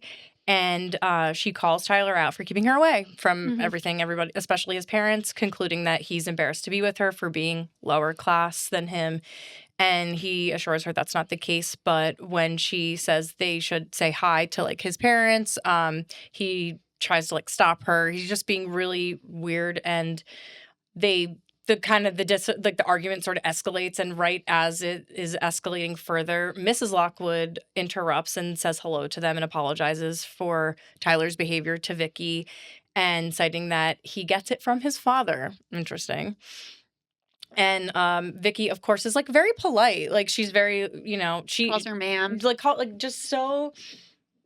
Just doing the most like polite and respectful stuff. So it's, just such a crap look for Tyler to be treating her the way he's been. And she does, she's had enough at this point. So she's on her way out. But the worst part of this is when Vicky does walk off, and Tyler does seem upset that Vicky's, leaving. But then we get a little comment from Tyler's mom saying, "That's what you get for bringing the trash into the party," which I, in that moment, just want to like shake Mrs. Lockwood, because people like this make me so deeply angry. Yeah, she's horrible, right? Yeah. Like, it's super rude, super classist. Yeah. Obviously, the Lockwood mansion is huge. Yeah. And we don't know at this point much about the Donovans' financial situation. We know that their mom's pretty absent. Yeah. And we know that Vicky works at the Grill. Yeah. So, she's the only person we know so far who has a job. Yeah. So that tells us at least enough to know that she doesn't have the money that the Lockwoods have. Yeah, of course. Or even the Gilberts. Like, the Gilberts seem to be very comfortable. They have a comfortable living situation. Yeah, but because I don't think any of them make money, Jenna included. I mean, yeah, Jenna. She student. might. Well, if she's doing a PhD, she might have a stipend, but like, yeah. That's not much. No. So, But yeah, it's just horrible. Okay. So next scene, we're calling Candle Magic? ? We're still at the Lockwood Mansion. We are in an area outside that has little tables, and Bonnie is sitting alone. Poor Bonbon. And she has a moment with a candle. She seemingly lights it with her magic, but then she gets scared and she blows it out. So we'll see more about that later. And then in the next scene called They Look So Cute Together, we are still at the Lockwood Mansion outside, but we're back under that party tent. Elena and Damon meet up with Stefan and Caroline, and Elena asks Stefan if he has another dance in him, and he says, of course. So they go to dance, and Damon and Caroline just stand on like the sides watching. And Caroline remarks that they look so cute together, and Damon is not happy about that. Oh, Caroline. And then we continue on, still at the Lockwood Mansion, at an inside bar that's like inside the home. And Jenna is there, and Logan Fell is also there, approaching her yet again. And Logan apologizes for the loss of her sister. And we learn that he did actually go to the Gilberts' funeral. And he said he'd like to make things right. But we then learned that Jenna, like that whenever they worked together in the past, which timeline's also wonky, which confused on when that is timing wise, but that it sounds like Logan cheated on Jenna with Monica, with Monica, a little bit of Monica in my life. With Monica. So she's still not having it, and you know what? Props to her for being so not into like retreading back on that at this point in for you, Jenna. In the episode. Yeah. Logan Scumfell. So then we move to the next scene with Mystery Come Secret. So we're back under the party tent. Steph and Elena are dancing. At first, it's really cute. It's romantic. But then she starts talking and it goes off the rails. So she says that Damon was on good behavior when they were inside, and that he apologized for his actions and explained why he is the way that he is, and how that stems back to Catherine. Elena in this moment really starts pushing Stefan to tell her more. And he literally tells her he does not want to talk about Catherine. They go back and forth, but ultimately Elena gets irritated by his lack of sharing, wanting to know more about him. And he's like, you have to trust me. And she says, trust is earned, which absolutely I agree with. But he's like, this is Damon getting in between us. Like, this is his plan at work. Like, you're letting this happen. And she's upset by this and storms away, citing and you know, that Damon's plan is working. Then the brothers exchange a look. So, you know, I talked about this before, but maybe talking about your dead ex-girlfriend while you're dancing with your girlfriend isn't the right moment. Just a thought. But my boy Steph, he really does have to give her something. Yeah. Maybe it's not about Catherine, but like, tell her something about you. Yeah. I do wonder, though, because we never saw that conversation, but we know that from the second episode that they stayed up all night talking, and it was epic. And I just want to know what was some of the things that they talked about then, because now it seems like he's told her nothing about himself, but like, did just Elena talk about herself the whole time? Like, maybe that's what I wish we could have seen part of that conversation, because I just feel like there's no way you talk to someone for like 8 hours straight without them saying anything about themselves. And clearly they talked about literature. Like, so they definitely talked about Wuthering Heights. They sure did. They sure did. So I'm just curious. And I also, like, I know Elena's desperate to know more about Stefan, and I don't blame her for that at all. I'm also like one of the nosiest people, so like I'd want to know anyway, but she knows that Damon has lied to her. Yeah. So why does she keep listening to him? It's so weird how she does allow that to keep happening, like that she's just heeding anything. And I mean, maybe on one end, maybe it is because Damon's been a little more forthcoming with information, albeit maybe not the accurate information, or, you know, whatever his version of information is what's going on. But which is manipulative, because I think in a way Damon knows that Stefan's not probably given up much information trying to conceal his, you know, his secrets. And it's just, but we're inching towards that like point of no return where this like vampire in the room instead of an elephant in the room. It's like we're getting closer. How many episodes can we go before it comes up? We're getting closer. So in our next scene, ice cream, cheese fries, and bathroom bruises. We are inside once again at the Lockwood Mansion, and Bonnie and Elena are sitting down on like a little, like in like a chair, I guess, in one of the rooms, and like love seat. Yeah, it's cute, and they're eating some ice cream, but Bonnie does apologize for seeding doubt between her and Stefan, and then Elena kind of, you know, remarks that she said that she wasn't going to get involved in between the brothers like crap, but she exactly inserted herself into the situation. And then as we like see that going on, Mrs. Lockwood comes back over to say that she notices that the watch is not in the collection. Get over it. It's like, okay, Mrs. Lockwood, we get it. You really wanted the watch here. And Elena lies and says that she couldn't find it, and she just says to let her know, being Mrs. Lockwood, have Elena let her know if she finds it. And then we kind of move around, and upstairs, Caroline and Damon meet up in a room with artifacts, and which have like the stuff on display. I think there's like maybe different places. Yeah, I was like, it feels like this is a different place, though. Would they just let people upstairs in their home like that? I don't know. But they're being sneaky. But they're upstairs for sure. They're upstairs, and Damon basically places Caroline right in front of the door so that if there is anybody that's gonna come by, Caroline's right there in the doorway while he's rifling through one of the little like artifacts, and he takes out this like crystal amber type looking. But it's big. It's big, yeah.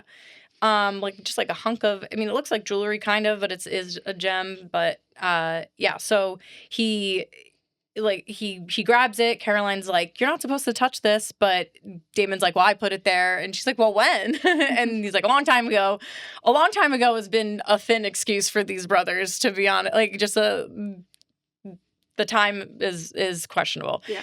But But he takes it back, and even despite Caroline questioning, they just keep going, and they leave the room after they get that. And we're back downstairs. Logan is back at the bar and approaches Jenna one more time and asks how we can make things right. And it's just the persistence is there, and he wore her down through the course of the evening, and she does agree to talk to see him for lunch. So Logan Scumfell, looks like you've wormed your way. And then over in the dining room, we are seeing a little interaction between Mrs. Lockwood and a person, like a caterer serving person at the party. And all the candles are out in the room, and she's obviously miffed that they haven't been lit and like given the caterer or like server the business. And Bonnie, is like there, in this room, like drinking some water in the room, kind of just walking around. And she rightfully calls Mrs. Lockwood a bitch, like under her breath, and just goes like, bitch, like after, being rude to the person that was who's helping work the event. And as she's looking at the candles, and then she starts like walking away. Like you can see it's like very intensely contemplative. And then from the one side you can see a light, like one of the candles from like, I guess, was it on like a sconce did it look like on the wall maybe? And so then you see it like in her background, but then she sees that out of the corner of her eye, and then turns around, and the entire room, not only just the candles, but even the lights, like are all like, everything's just lit up in the room. Candle magic exclamation mark. Yeah, that is some candle magic if I've ever seen it. So that, and I think, Bonnie is in not necessarily like in shock, but still like just very taken aback by these budding abilities of hers. Yeah. And then finally in this like whole sequence, because we are like really weaving through this in the Lockwood mansion, and we see Caroline and Elena and they're in. I said upstairs. I don't know where the bathroom is. Wherever the bathroom is, somewhere in the house, they're in a bathroom, and they are both touching up their makeup, their lip glosses, to be specific. They are both. I was like wondering what kind of lip gloss they might be both putting on. I'm not sure. Like, what was a big lip gloss back then? I don't know. I'm trying to think. So long I know. I don't know. I was like trying to remember. Like, I wish I could remember because there used to be ones like specific lip glosses, but I can't really. We might remember. have to do a deep dive. Maybe at another time. Maybe we'll clock it again. But it was just they're both just touching up their lip gloss, and as they're Caroline's kind of being a little bit of her like a little like about just she's stirring, and because she obviously I guess had seen the disagreement between Stefan and Lena, and they're kind of going back and forth a little bit, but then all of a sudden Elena notices one of the bite marks, and then she sees the neck one. She like opens up and sees the more of them because Caroline's wearing her little crop shawl. Yeah, so she like pulls that off, which is pretty invasive of Elena. But I mean, I guess she's being like really concerned. I mean, at that point, I think she's from accidentally noticing the one thing. She's like kind of I think when I was watching it again, I'm like, she's kind of invading Caroline's space, but at the same time, as like a concerned friend, she's like, hold on. And that's a dicey line. Caroline's outfit is not doing a great job of hiding things. Like, maybe don't wear a strapless dress. Maybe wear something with like a high back. Yeah. And not wear a real scarf. Yeah. And no, she's not like, the outfit's not really like concealing a whole lot. But yeah, so I mean, I think I mean, if I were somebody's friend and there was something, I would probably be like a little invasive too, especially if it was one of my best friends. I would be like, oh yeah, we're looking at this. Yeah. So I don't like really blame Elena for that. Yeah. But I feel like, but Caroline is kind of pushing her away, being like, don't like, just, I mean, which is, I think, Caroline, she's just, she's confused not only because of her mind getting a little scrambled by Damon, but it's, she's trying to figure out her own thing too. But this is Elena is alarmed and she is mad and she is ready to just give it to Damon. Because she asks, did Damon do this to you? And Caroline doesn't say he did, but Yeah. She doesn't say no. Yeah, she doesn't say no. And so I think with this whole, there's a lot going on in this scene. There's a lot happening. But Elena was given some tood to Stefan a little unfairly in some ways, but again, as she's put it, she got snotty with him. She did get snotty. She did. And so there's that. So there's now some, a little bit of tension between those two. I'm gonna guess this crystal has some other purpose. And I assume it's why Damon, I didn't think about it until right now, but I assume that's why he wanted the party to happen, because how else could he get invited in? Yeah. That was something I had clocked as well, where I was like, yeah, there's a reason why, because he has a larger plan at play that we don't know anything about. Exactly. So it's so more mysteries.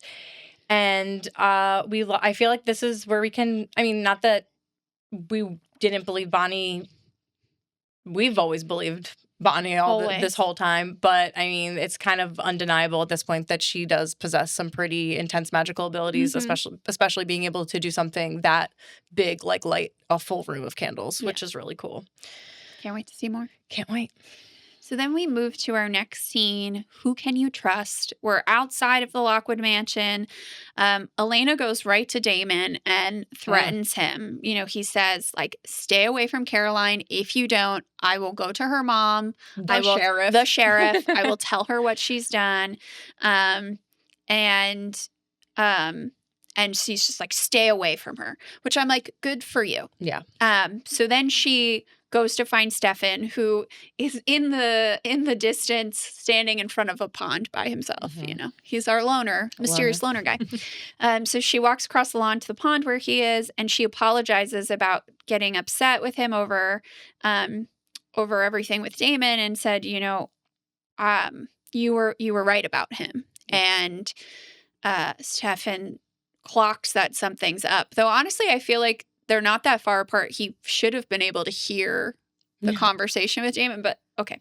I have questions, but so she says there were he's like, what did my brother do? And he's like, Caroline's like all confused, and like she has all these bite marks and bruises all over his body. Stefan does not look surprised. Elena notices this. He says, I'm handling it.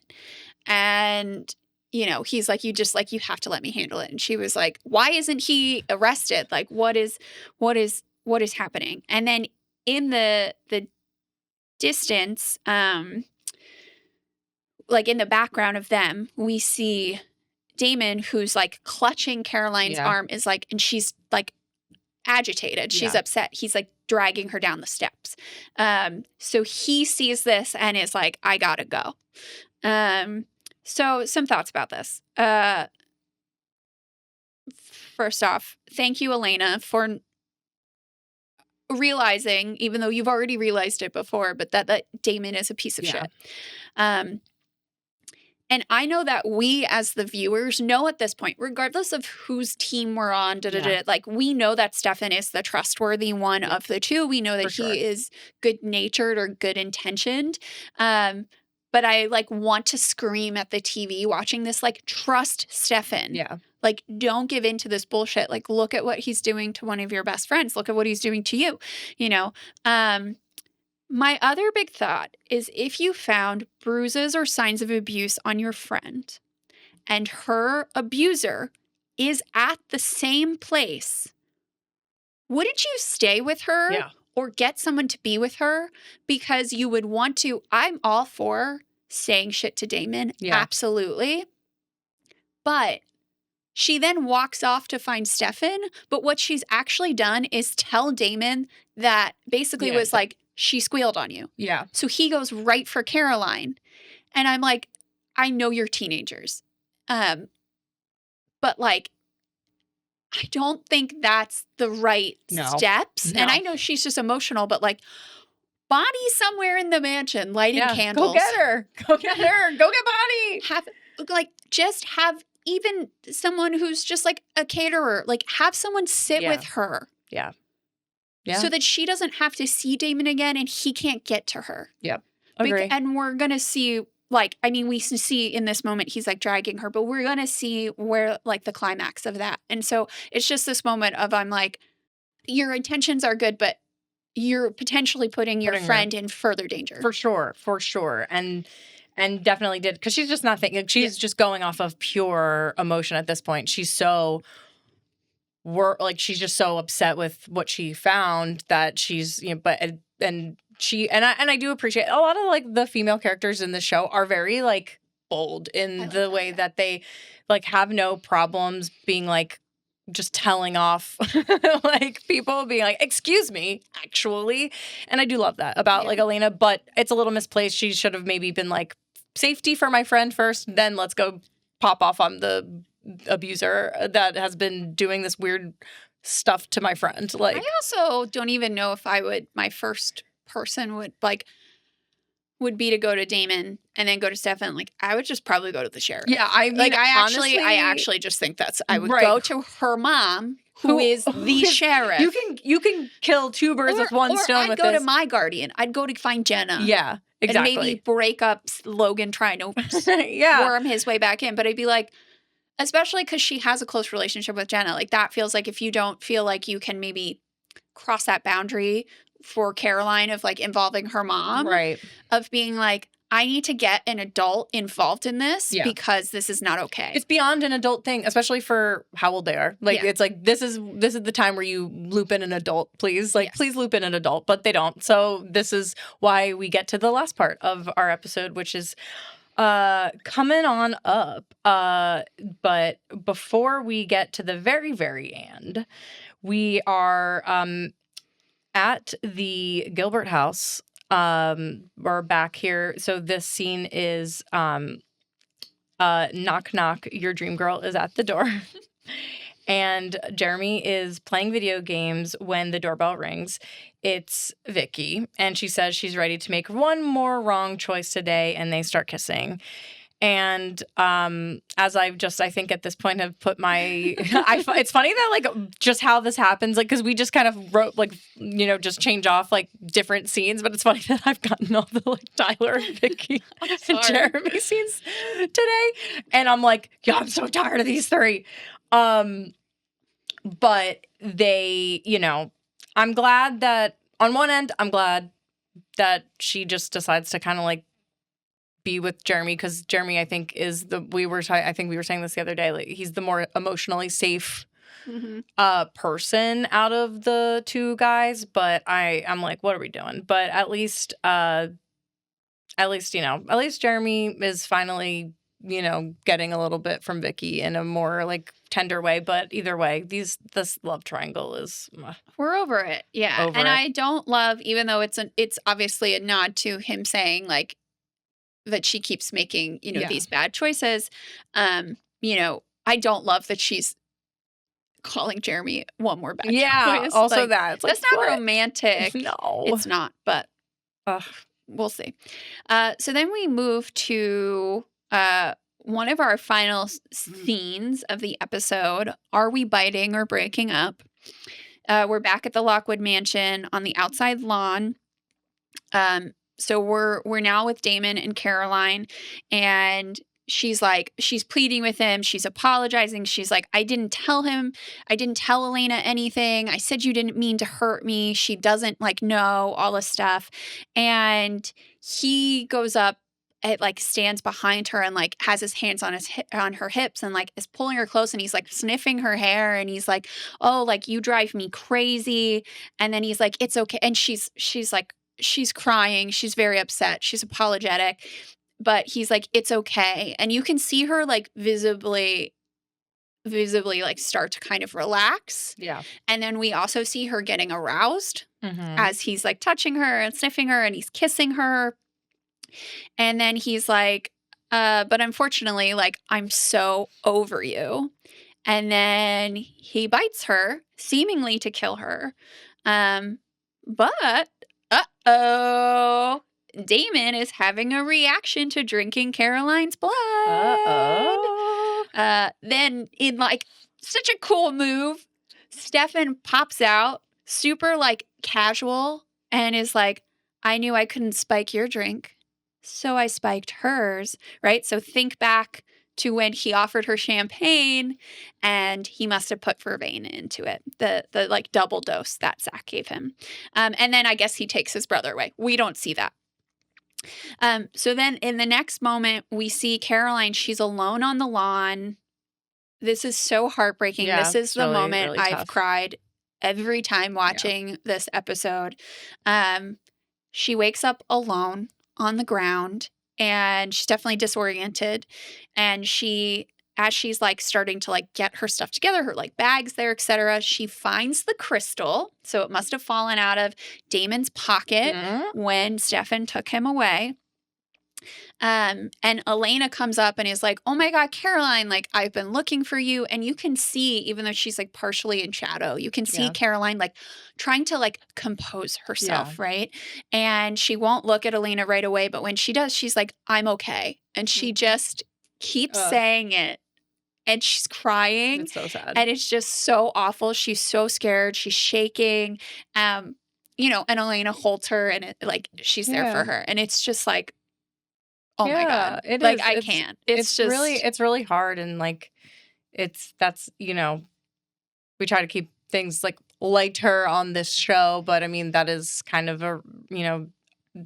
that like domestic violence, like it has like a lot of that. And you can just like see how like affected Caroline is. And it is really tough. And I just, we don't, we haven't watched ahead yet, but I do appreciate like Elena really just being an ally there for Caroline in that moment. And just, I mean, while she maybe didn't do the correct, safest steps to help her friend, but she was like zoomed right in there to make sure. And even in like that earlier scene when she's talking to Stefan, being like, he needs to be arrested. Yeah. Because she does like say that. Like she's like, he needs to be like put away. Like she's not having any of this like with Damon at this point. So I'm glad that it seems like maybe hopefully this is like where Caroline gets out of kind of like underneath Damon's everything, which is good. And because she doesn't deserve it.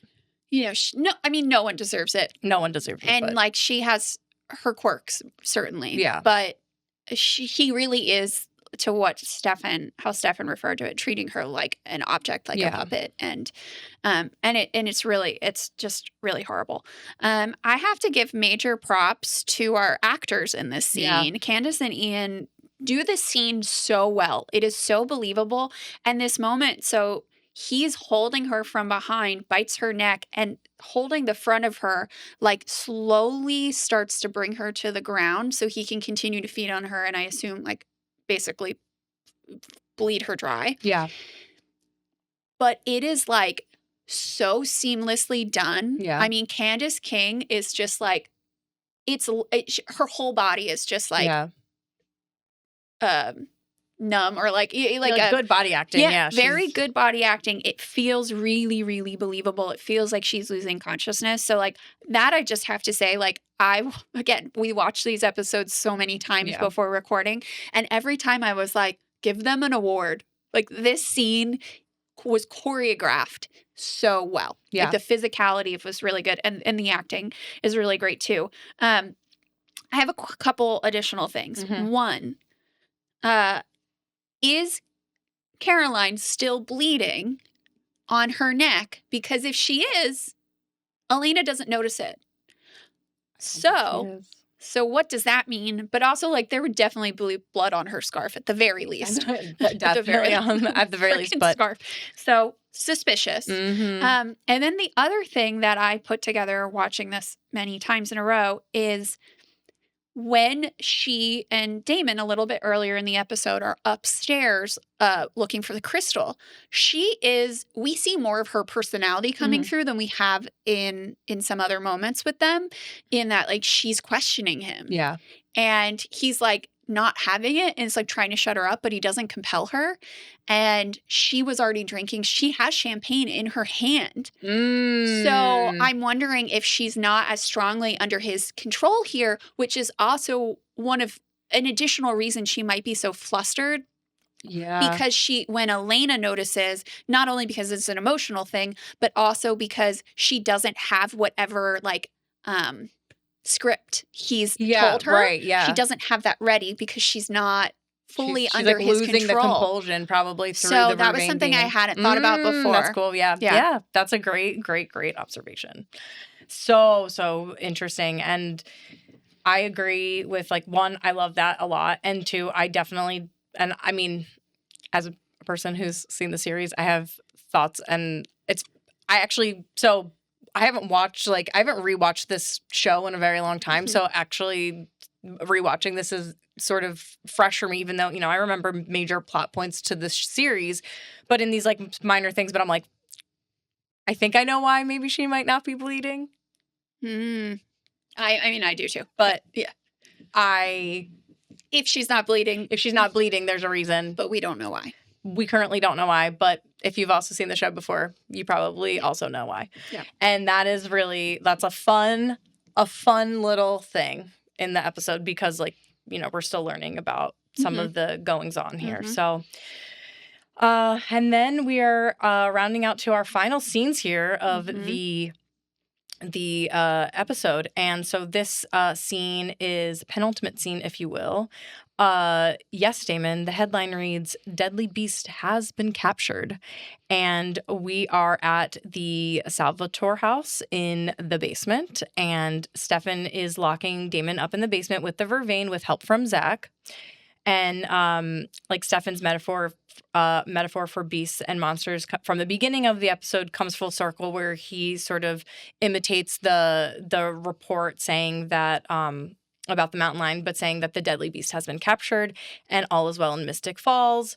Very, very fun to kind of just loop it in there because finally, after so many times of a little, like especially Stefan being bested by Damon or like being one-upped by him in a lot of ways, it's like finally Stefan like got the jump on him and was successful in that. Which was a big thing that I said last episode. I really wanted to see more defense from him. Yeah, to use our football terms. To use our football terms. And I love a circular like plot device. Yeah. So I really like that we're framing the episode with this report on circling back to that. Very nice. So then our very last scene of the episode is called They've Come Back. We go back to the Lockwood mansion, but it seems like the party's gone or over, or like most party guests have left because Mayor Lockwood walks into a room thanking a handful of people for staying late.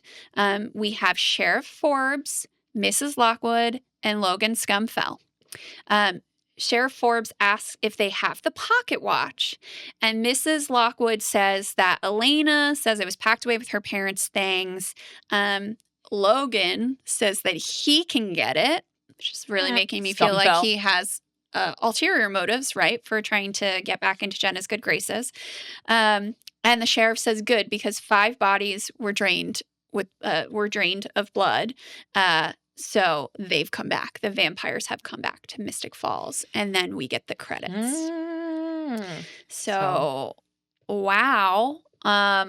We have not had really any adults or parents, right? In our last episode, Jenna was missing and Mr. Tanner, our only other adult, was murdered. So now we have all of these additional grown-ups and they're scheming. They are scheming. And yeah, I know that you had said something about like Logan potentially maybe his motive for making up with Jenna or trying to is to get closer, to get towards this like artifact. And it's so like hard to tell because it's like in one way it almost seems like he is, but now that he's got the in by the end of the night. So I don't know if there was, because there's, off screen, perhaps like maybe Mrs. Lockwood is like tapping in all of these other people being like the watch isn't there. Yeah, we don't know. But either way, it feels scummy of Logan to just have worked over Jenna so hard all night to know that, oh no, is it really, it doesn't seem. It makes us question. Yeah, it makes it question how genuine that is. But yeah, here we are. That's our episode 4.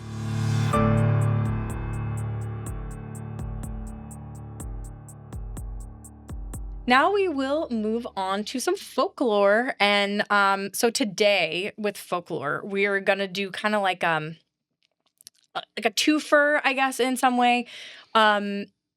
We will get more of this. So we're gonna cover some vervain today, but we're not only gonna just cover vervain, we're gonna talk about like vervain and other vampire repellents, because that is definitely really being showcased here. It not not spoiler, vervain's here to kind of like stay. Like it's definitely around in the series, but we figured it would be, since this is the first time we're really seeing it and we see it in the basement at the Salvatore boarding house, we figured it would be a fun time to like introduce a little folklore about vervain. So, all right, vervain is also known as verbena, which is a part of the Verbanaceae. Great job. Tried it. There was a couple different ways to say it. I might still have messed it up, but that's the family. Like the Verbanaceae is the family. It's most commonly called verbena in the U.S. and U.K., but other parts of Europe call it vervain, which is very interesting that they decided to go with the more European way of calling it instead of just calling it verbena, right? And then just vervain/verbena in general contains about 150 species that are annual and perennial, and they're like herbaceous or semi-woody flowering plants. And most of the species are native to the Americas and Asia. However, Verbena officinalis, the common vervain or common verbena, is the type of species native to Europe. So it's like there's a lot of like, it's weird because there's a lot of different like ways that they're kind of like saying the same thing but different. But anyway, you might be familiar with lemon verbena, which I feel like is something that people see in like teas and stuff. That's something I know I've drank stuff with lemon verbena in it, and I don't know if you probably have had that as well, but that's pretty common here in teas, and it helps like soothe upset stomachs, aiding with sleep, boosting immunity.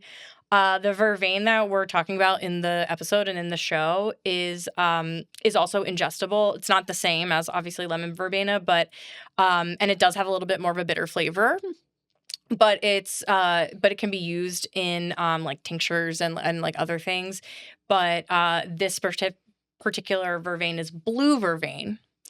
And that's what, whenever they're talking about it in the show, like blue vervain is actually like what they're really referring to. So it does have a pleasant floral scent. So when Elena is like getting the necklace that has vervain in it from our previous episode, when she says it like smells nice, and she's like, oh, and she like, I think she mistakes it for rose or thinks it's something, and he's like, oh no, it's another like herb or whatever, but it does have a floral scent. So that's interesting as well. The flowers, like the flowering parts of the plant can have flowers that are like white, pink, or purple.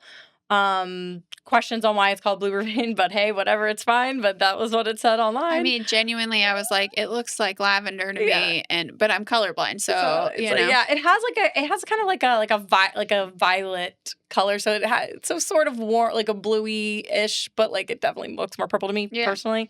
But vervain valued in butterfly gardening. Well, love to learn that. And in herbalism, vervain can support the nervous system and has been used for centuries by herbalists to support those with anxiety and depression, as well as a number of conditions like for like your digestive system. So it is like a pretty like useful plant, like in terms of like even just in practical use. Like, yes, this is like folklore, right? But I still think it's fun to see some of the real historical ties to some of the folklore that we like get from, other aspects of it. But going into the more like magical aspects of vervain, vervain has an association with druids and just in witchcraft in general. So the ancient Egyptians believed vervain sprang from the tears of Isis as she cried over the death of her beloved Osiris, which I thought was really fascinating.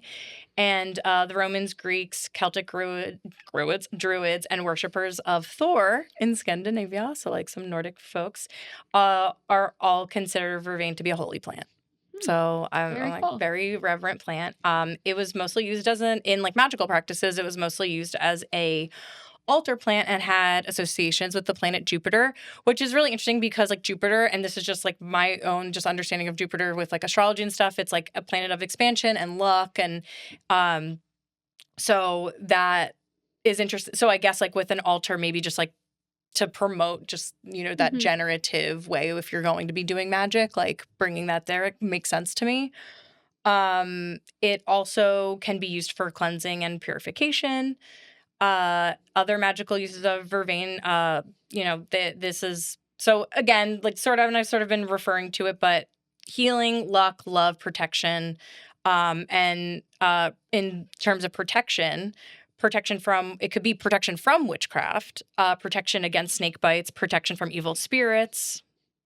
So when you start seeing, when you like get into the more protective aspects of vervain, you can kind of see where they were pulling this from for the show and like why they were using that, especially with like the evil spirits and just like repelling certain things with magic. So, and then you have the purification and cleansing.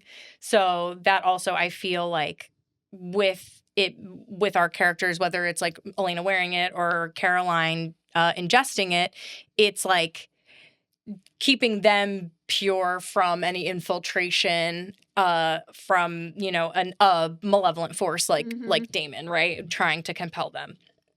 So I really did kind of love that. That's like seeing where we got this and why they might have included this particular herb in this way, and that's super fun. So I also just at the very end of the episode, like when Damon does get locked into the basement with the rest of the vervain, it was giving very much like Superman kryptonite vibes to me, like where it like because it's seemingly like not only was he affected by drinking Caroline's blood, so that was kind of putting him out, but it seems that they locked him in the room with the vervain, so I'm guessing because it maybe acts it like should weaken him, like the proximity, like I guess. the proximity with the vervain might like weaken him like kryptonite does to Superman. So just had to call that out. So I love that. That's so fun. So such a fun thought. But yeah. So tell us more about like other vampire repellents. Yeah. So we've obviously learned about vervain, right? As we just talked about, and its abilities to repel compulsion, weaken vampires if ingested by them, and potentially just by being in its proximity, TBD. In folklore, there are many ways to repel vampires. And so in this next section, I'm going to talk about a lot of like the typical ones, but I'm also going to talk about more plants too. So we'll start with garlic, because you have to start with garlic, right? It's one of the most famous items to repel vampires across various cultures. So for example, countries like Romania, Bulgaria, and Serbia, in these places, garlic was worn around necks, like as amulets, was hung outside of doorways and windows, was even stuffed into the mouths of corpses to prevent vampiric resurrection. Ooh, actually, I love that. Yeah, isn't that cool? In Greece, it was used to repel Colicus.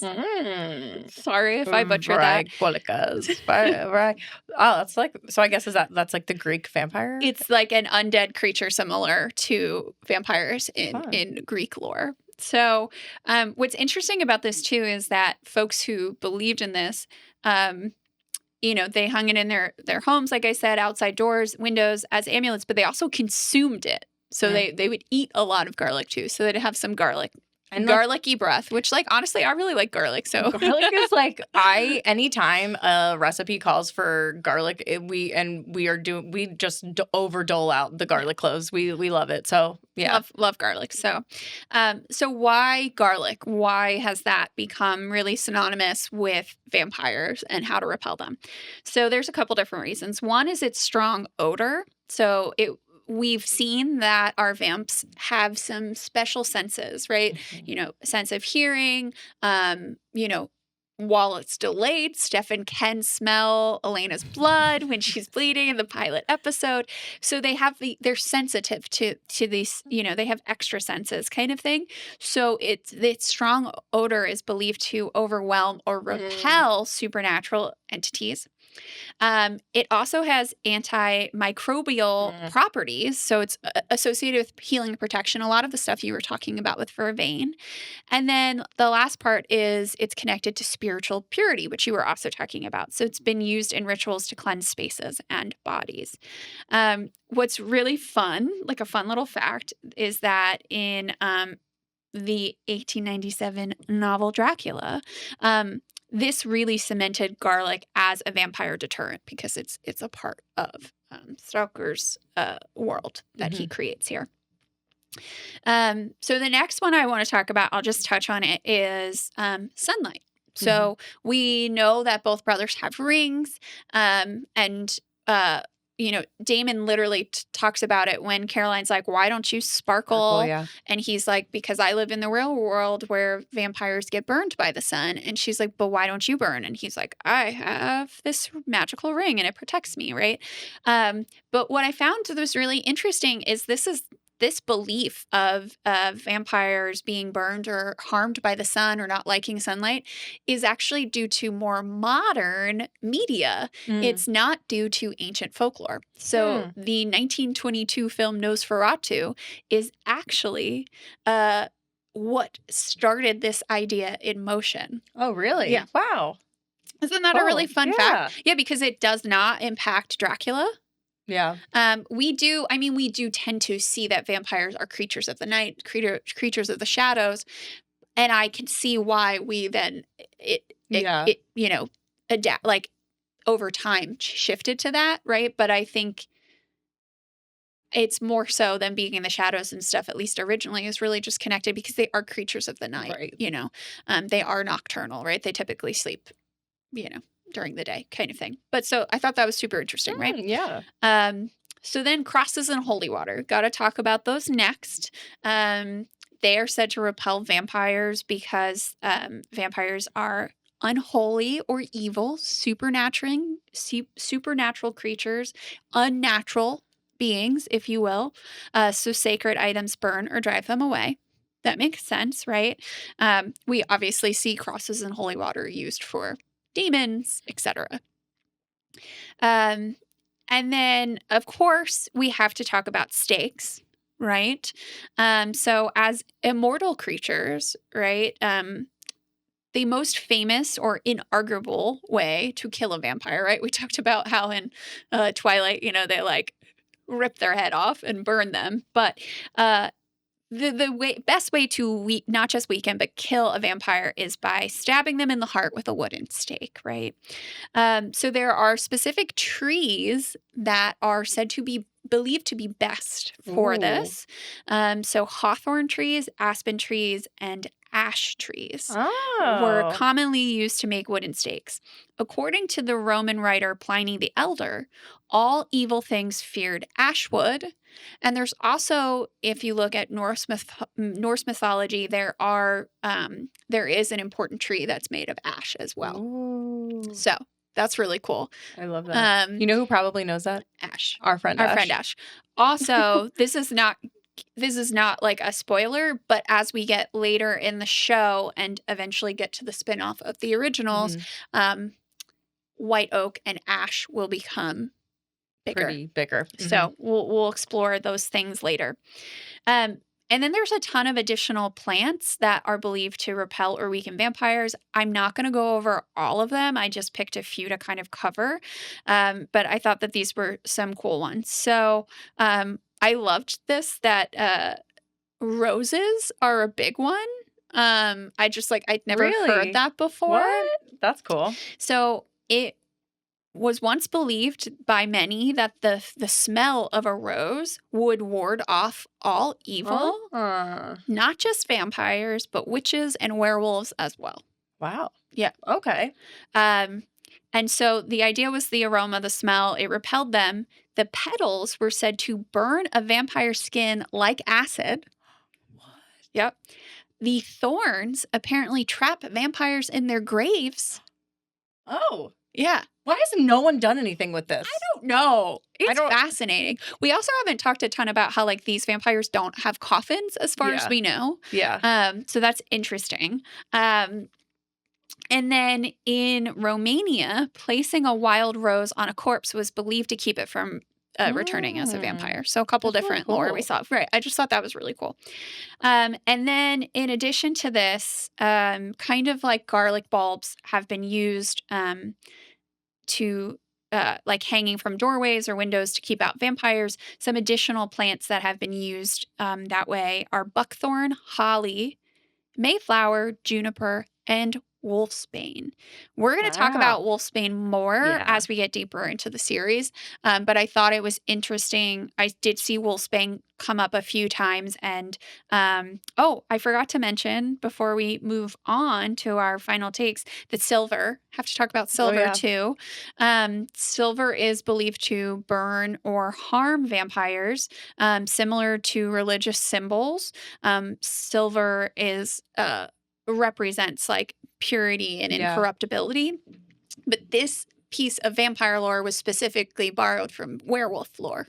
Wow, that's so interesting. Yeah. I can't wait till, well, never mind. But we'll have some things to I'm talk sure about there will be more. Point. I'm sure there will be times where some of these other creatures of folklore pop on along into the show. We've got 8 whole seasons. Yes, I can't wait. So that's just a little bit of vampire repellents. Thank you. Yeah. I love like hearing some of the like derivative stuff that you don't always hear because, you know, you kind of have the very common things that come up, but then, and I'm sure, and I'm so sure if you are an author or a writer and you incorporated some of these lesser known things, I see you, I'm sure you are out there, but I do really like the fact that there are these like other lesser known ones that are could be really like fun to play with in a creative writing space, right? I agree. And I was really surprised about roses. They are one of my favorite flowers, so that's really cool. But it popped up in a bunch of places. So I was really like, cool. Okay, cool. All right.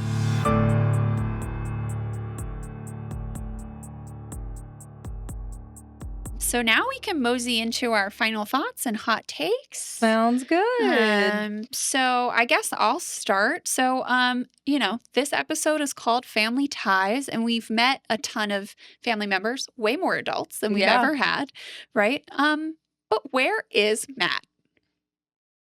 Great question. Is he just at the gym so that he keeps looking really good in that Under Armour? Like, where is he, right? We are mysteriously missing half of one of our core families, Vicky and Matt, right? We have Vicky. Yeah. But where is her brother, Matt? Guess not fancy enough to be invited. Jenna was gone in episode 3, and Matt's gone in episode 4. It's just really weird. So I have thoughts. I absolutely detest Damon in this episode. He is horrible. Obviously really horrible to Caroline. He's horrible to Stefan. He's horrible to Zach. He's horrible to Elena. He's totally playing her. Like, he's just... I mean, he tries to kill Caroline, and everything he'd done to her before, it is very much like an abusive relationship, and I do not forgive him for it, no matter what happens moving forward. Yeah. This is one of my, like, unforgivables from him. I do love seeing Stefan take down the quote-unquote monster, and just how well he plays his brother in this episode with the vervain, like the whole thing. I think it's really brilliant, and as I've already said, I love seeing my boy fight back. I love him thinking like his brother would and outsmarting him. So that's really great. We've talked so much about just how heartbroken I am for Caroline, you know? So I really hope that things get better for her. And you know what? She's got that crystal, so maybe that gives her the upper hand, you know? We'll see. I'm so excited to see how that all plays out with that being in her possession. Yeah. And then the last thing really is like, I'm intrigued about the council, why they need the heirlooms, including the Gilbert pocket watch. Yes. However, and this is a big, like all caps, however, if this council knows about vampires and obviously about the town's history, right?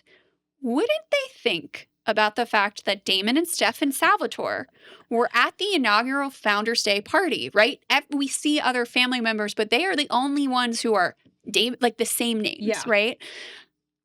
Might they possibly piece together that these attacks began around the time that they showed up? It just feels like should be some suspicion. Even the fact of like, your town's really small and you are meeting some new people at your home whose last name is Salvatore. Do they say their last names at the front of the... I think she says this is... Well, you know what? I can tell you right now. Yeah, let's look that up. Because I was just, as you were talking about that, I was like, do they say their last names? She just says, this is my boyfriend, Damon. Okay. So, okay. But, so maybe they don't know the Salvatore. The surname Salvatore, but I also feel like, and again, we don't know yet why the Salvatores went from being royalty to not being invited to the parties anymore. But wouldn't you, since clearly this town council still exists to keep an eye on supernatural things happening in the town, wouldn't someone be like, oh my God, there's some additional Salvatores here. Where did they come from? Yeah. And that to me, I just feel like, yeah, it is sus. and wouldn't you too, since I'm assuming Caroline's mom, she's working at the party. Yeah. And we know that the council knows that vampires are back, right? So is she working the party because she's trying to keep an eye out for the vampire? And if so, why aren't there more police presence? Why isn't anyone keeping track of these children who are, besides Mr. Tanner, the ones who are getting attacked? Yeah. Why is she not keeping an eye on her daughter? Mm. I just have a lot of, I have some questions. blame and I have a lot of questions. Those are all great questions. And I feel like the adults in Mystic Falls, they are a little oblivious, or maybe not as oblivious as we have thought, because we didn't really know they existed until this episode. But just arrived in town. but they are here and definitely need to be keeping a closer eye on these children. But tell me your thoughts. Let's see. So, I do really love when a villain gets knocked down a peg. I was kind of saying that a little bit earlier with how it's just always when you do have a character who is so much with Damon, just stronger than the rest of them. It's such a challenge to try to best them, right? Mm-hmm. So having Stefan be very clever in how he decides to take Damon down is a cool, fun win, and I'm glad that we finally got to see that. It's funny because when you said earlier that Logan Fell has an extremely punchable face, I literally also wrote that in my notes that he also has an extremely punchable face. And he's charismatic, but especially with how the episode ends, I'm like, And Bonnie, I feel she's got more power than all of these people combined in this home. And what we were saying earlier, you were saying, I'm glad that she's sharing her kind of developing abilities, or just acknowledging they exist and not hiding them from her friend, not hiding them from her friends. But I do feel like she's just kind of on her own little journey, while all these other because there's the crappiest love triangle of Vicky, Tyler, and Jerry. Then you've got the quadrangle of Caroline, Elena, Stefan, and Damon, where they're all kind of going in a whole little thing. And then you have kind of Bonnie there, but kind of traversing on her own little path. But maybe that's good. Maybe that's good that Bonnie is away from the bullshit. I'm ready. I've already said this earlier, but I think I'm tapping out on the triangle that is Tyler, Vicky, and Jeremy. I'm just so done with them. I just also genuinely don't care about those characters. I have sympathy for Jeremy in this episode, but in general. And it's so interesting because they do just from a character, from a show character perspective, they're obviously there for a reason, right? We wouldn't be following their story if there weren't going to be things that are going to come into play later on in the series. But it's I'm I don't know. I'm not there. The interest is waning for me here. I really, really like that we get more stuff about Catherine, but it is crazy to me that Elena does not put this together. And I would be, the second that I started seeing certain things, if that were me, I would be Nancy Drew in this whole thing. I would be having my own side plot. And I feel like you would too. We would just be hold on, there's a mystery here and I need to solve it. And I'm going to figure this out, because there are just too many coincidental things that are going on, or the way the brothers explain away stuff is just too sus at this point. Yeah. And you know what? I got to say, I know you're not a Twilight girly, but Bella Swan does put together really quickly. She just some Googling. She does some research, and she figures out pretty early on that that Edward Cullen is a vampire, and I'd like a little more critical thinking from our leading lady in the Vampire Diaries. Yeah, because she is like sharp. Like I feel like Elena is a sharp person, but she picks up on a lot of things and then she doesn't. It's inconsistent. It is definitely. I feel like that's kind of how it is for everybody right now. Is everybody's like logic is very inconsistent. But I think that also probably has to do with this is the very beginnings of this show, and they're trying to massage out where they're deploying certain information. But anyway, like I'm really glad that Caroline ends up with the crystal at the end, because she just like deserves to have something over Damon, and I'm really glad that she does. And I'm interested to see where that goes. But the secret, I like just in terms of storytelling, like I love a secret council. I mean, yes. I love a like secret society. Intrigue. Yeah. And just what is going on there. And I think the show, we still haven't gotten a ton of stuff yet. Like we're really getting each episode getting a little bit more information. But I love that trope in stories, because just secret societies, secret councils, it feels so fun and mysterious, and I'm interested to learn more. I love it. Yes, amazing. So let's share favorite lines from the episode. So I'm gonna say 2. I have one that's like my true favorite, but first I'm gonna say I do just love when Damon says to Stefan, like, dude, you're dead, get over it. I think that's great. But my true favorite line is from my boy Steph, where he says, yes, being a 150-year-old teenager has been the height of my happiness. It made me laugh every time I watched this episode. Yeah. It is very good. I feel like that was definitely that was probably mine too, but I'm trying to see. We're allowed to have the same. Yeah, I feel like that's got to be. I mean, like that's definitely. I'm seeing if there is any other ones that I am, because that one was, I think, just too good. Or like another one. Yes, I think that one takes the cake when he's making that joke about being 150, like being a teenager for 150 years. But then also, I do really like Witch Twitter tweet. Yeah, that's a good one. That's just the way that she's like, you're a witch Twitter tweet, and so that one's a fun one. Fuck, marry, kill. Yeah. All right, who wants to go first? I don't have my answers prepared, but I can always. I can do it. I'll do it. I'll go. Let's. I'm gonna do it. I haven't really.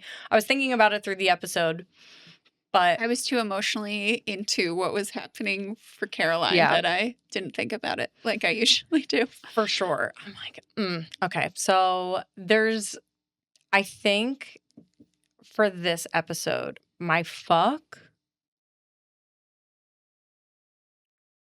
I'm gonna fuck Elena. I think this time. I mean, she was cute in her little metallic strapless dress. And you know what? Her little boobs are pushed up. And she was like, and her and Stefan were getting like pretty hot and heavy, like in the beginning. And I'm like, yeah, girl. Like, and she was the one that was like really kind of going for it. And then when Stefan pulled away, it's gonna keep happening, guys. It's just gonna. I mean, when there's like two brothers, I do the same shit with my cats, to be honest. So like, it's just how it's gonna be.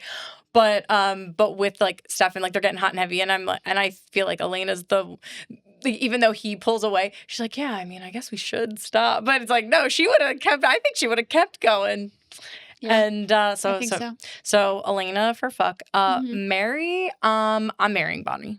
Okay. I just want. I think you guys are just like deeply married at this point. I just love her. I think I married her in like a previous episode, but that's okay. I'm marrying her again. 2 previous. Probably, because I just love her, and I want someone to hold her hand while she's lighting candles. I will hold her hand while she lights candles. You know. Love it. And then kill. I mean, I know I definitely killed Damon last episode, so I'm not gonna do that. But I am gonna kill Logan Fell with his punchable face. Perfect. Because I don't trust him. Yeah. What about you? Good. I'm gonna fuck my boy Steph. Okay. Because he's looking great. He's keeping it tight, and I love him so much. And I can't marry him this episode because I need to marry Caroline. That's fair. She needs someone who's going to take care of her. Yeah, and sure. I can do that. Yeah, so, I think you can. I just like want to hug her, so I marry her, and then I mean, I have to kill Damon, but my second pick would be Mrs. Lockwood. Oh, yeah. For what? just I forgot about being her. such a rude, classist person. Yeah, she and sucks. Classless person too. Definitely let's a put classless that. person. But yeah, Damon's actions are increasingly bad. Yeah, and as I've said, this episode is a moment that I can never change. At least this image in my mind of him. Yeah. This choice, this moment. Fair. Yeah. So He's bad news bears. So we'll see. Maybe he does some things to redeem himself later on, but this is one of my lines in the sand. Heard. And I respect that. Yeah. So I think that wraps it up for today. Well, we did it. Episode 4, done and dusted. So please be sure, if you're not already, to follow us over at Hello Sister Podcast to keep up to date on just any episode updates, merch, upcoming events, anything that we're doing. We'll be always posting it over there. So if you're not already following, please do. And thank you, my dear Brenna, for hanging out with me today, for talking about family ties, my sister, So that was so fun. Love this episode, even though it breaks my heart. Yeah.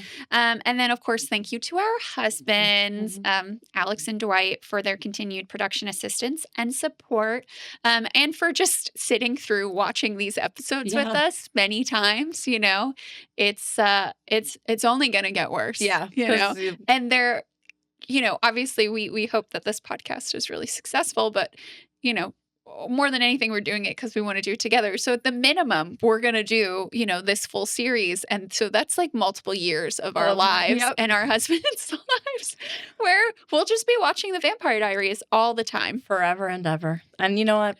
It's so fun. So, so fun.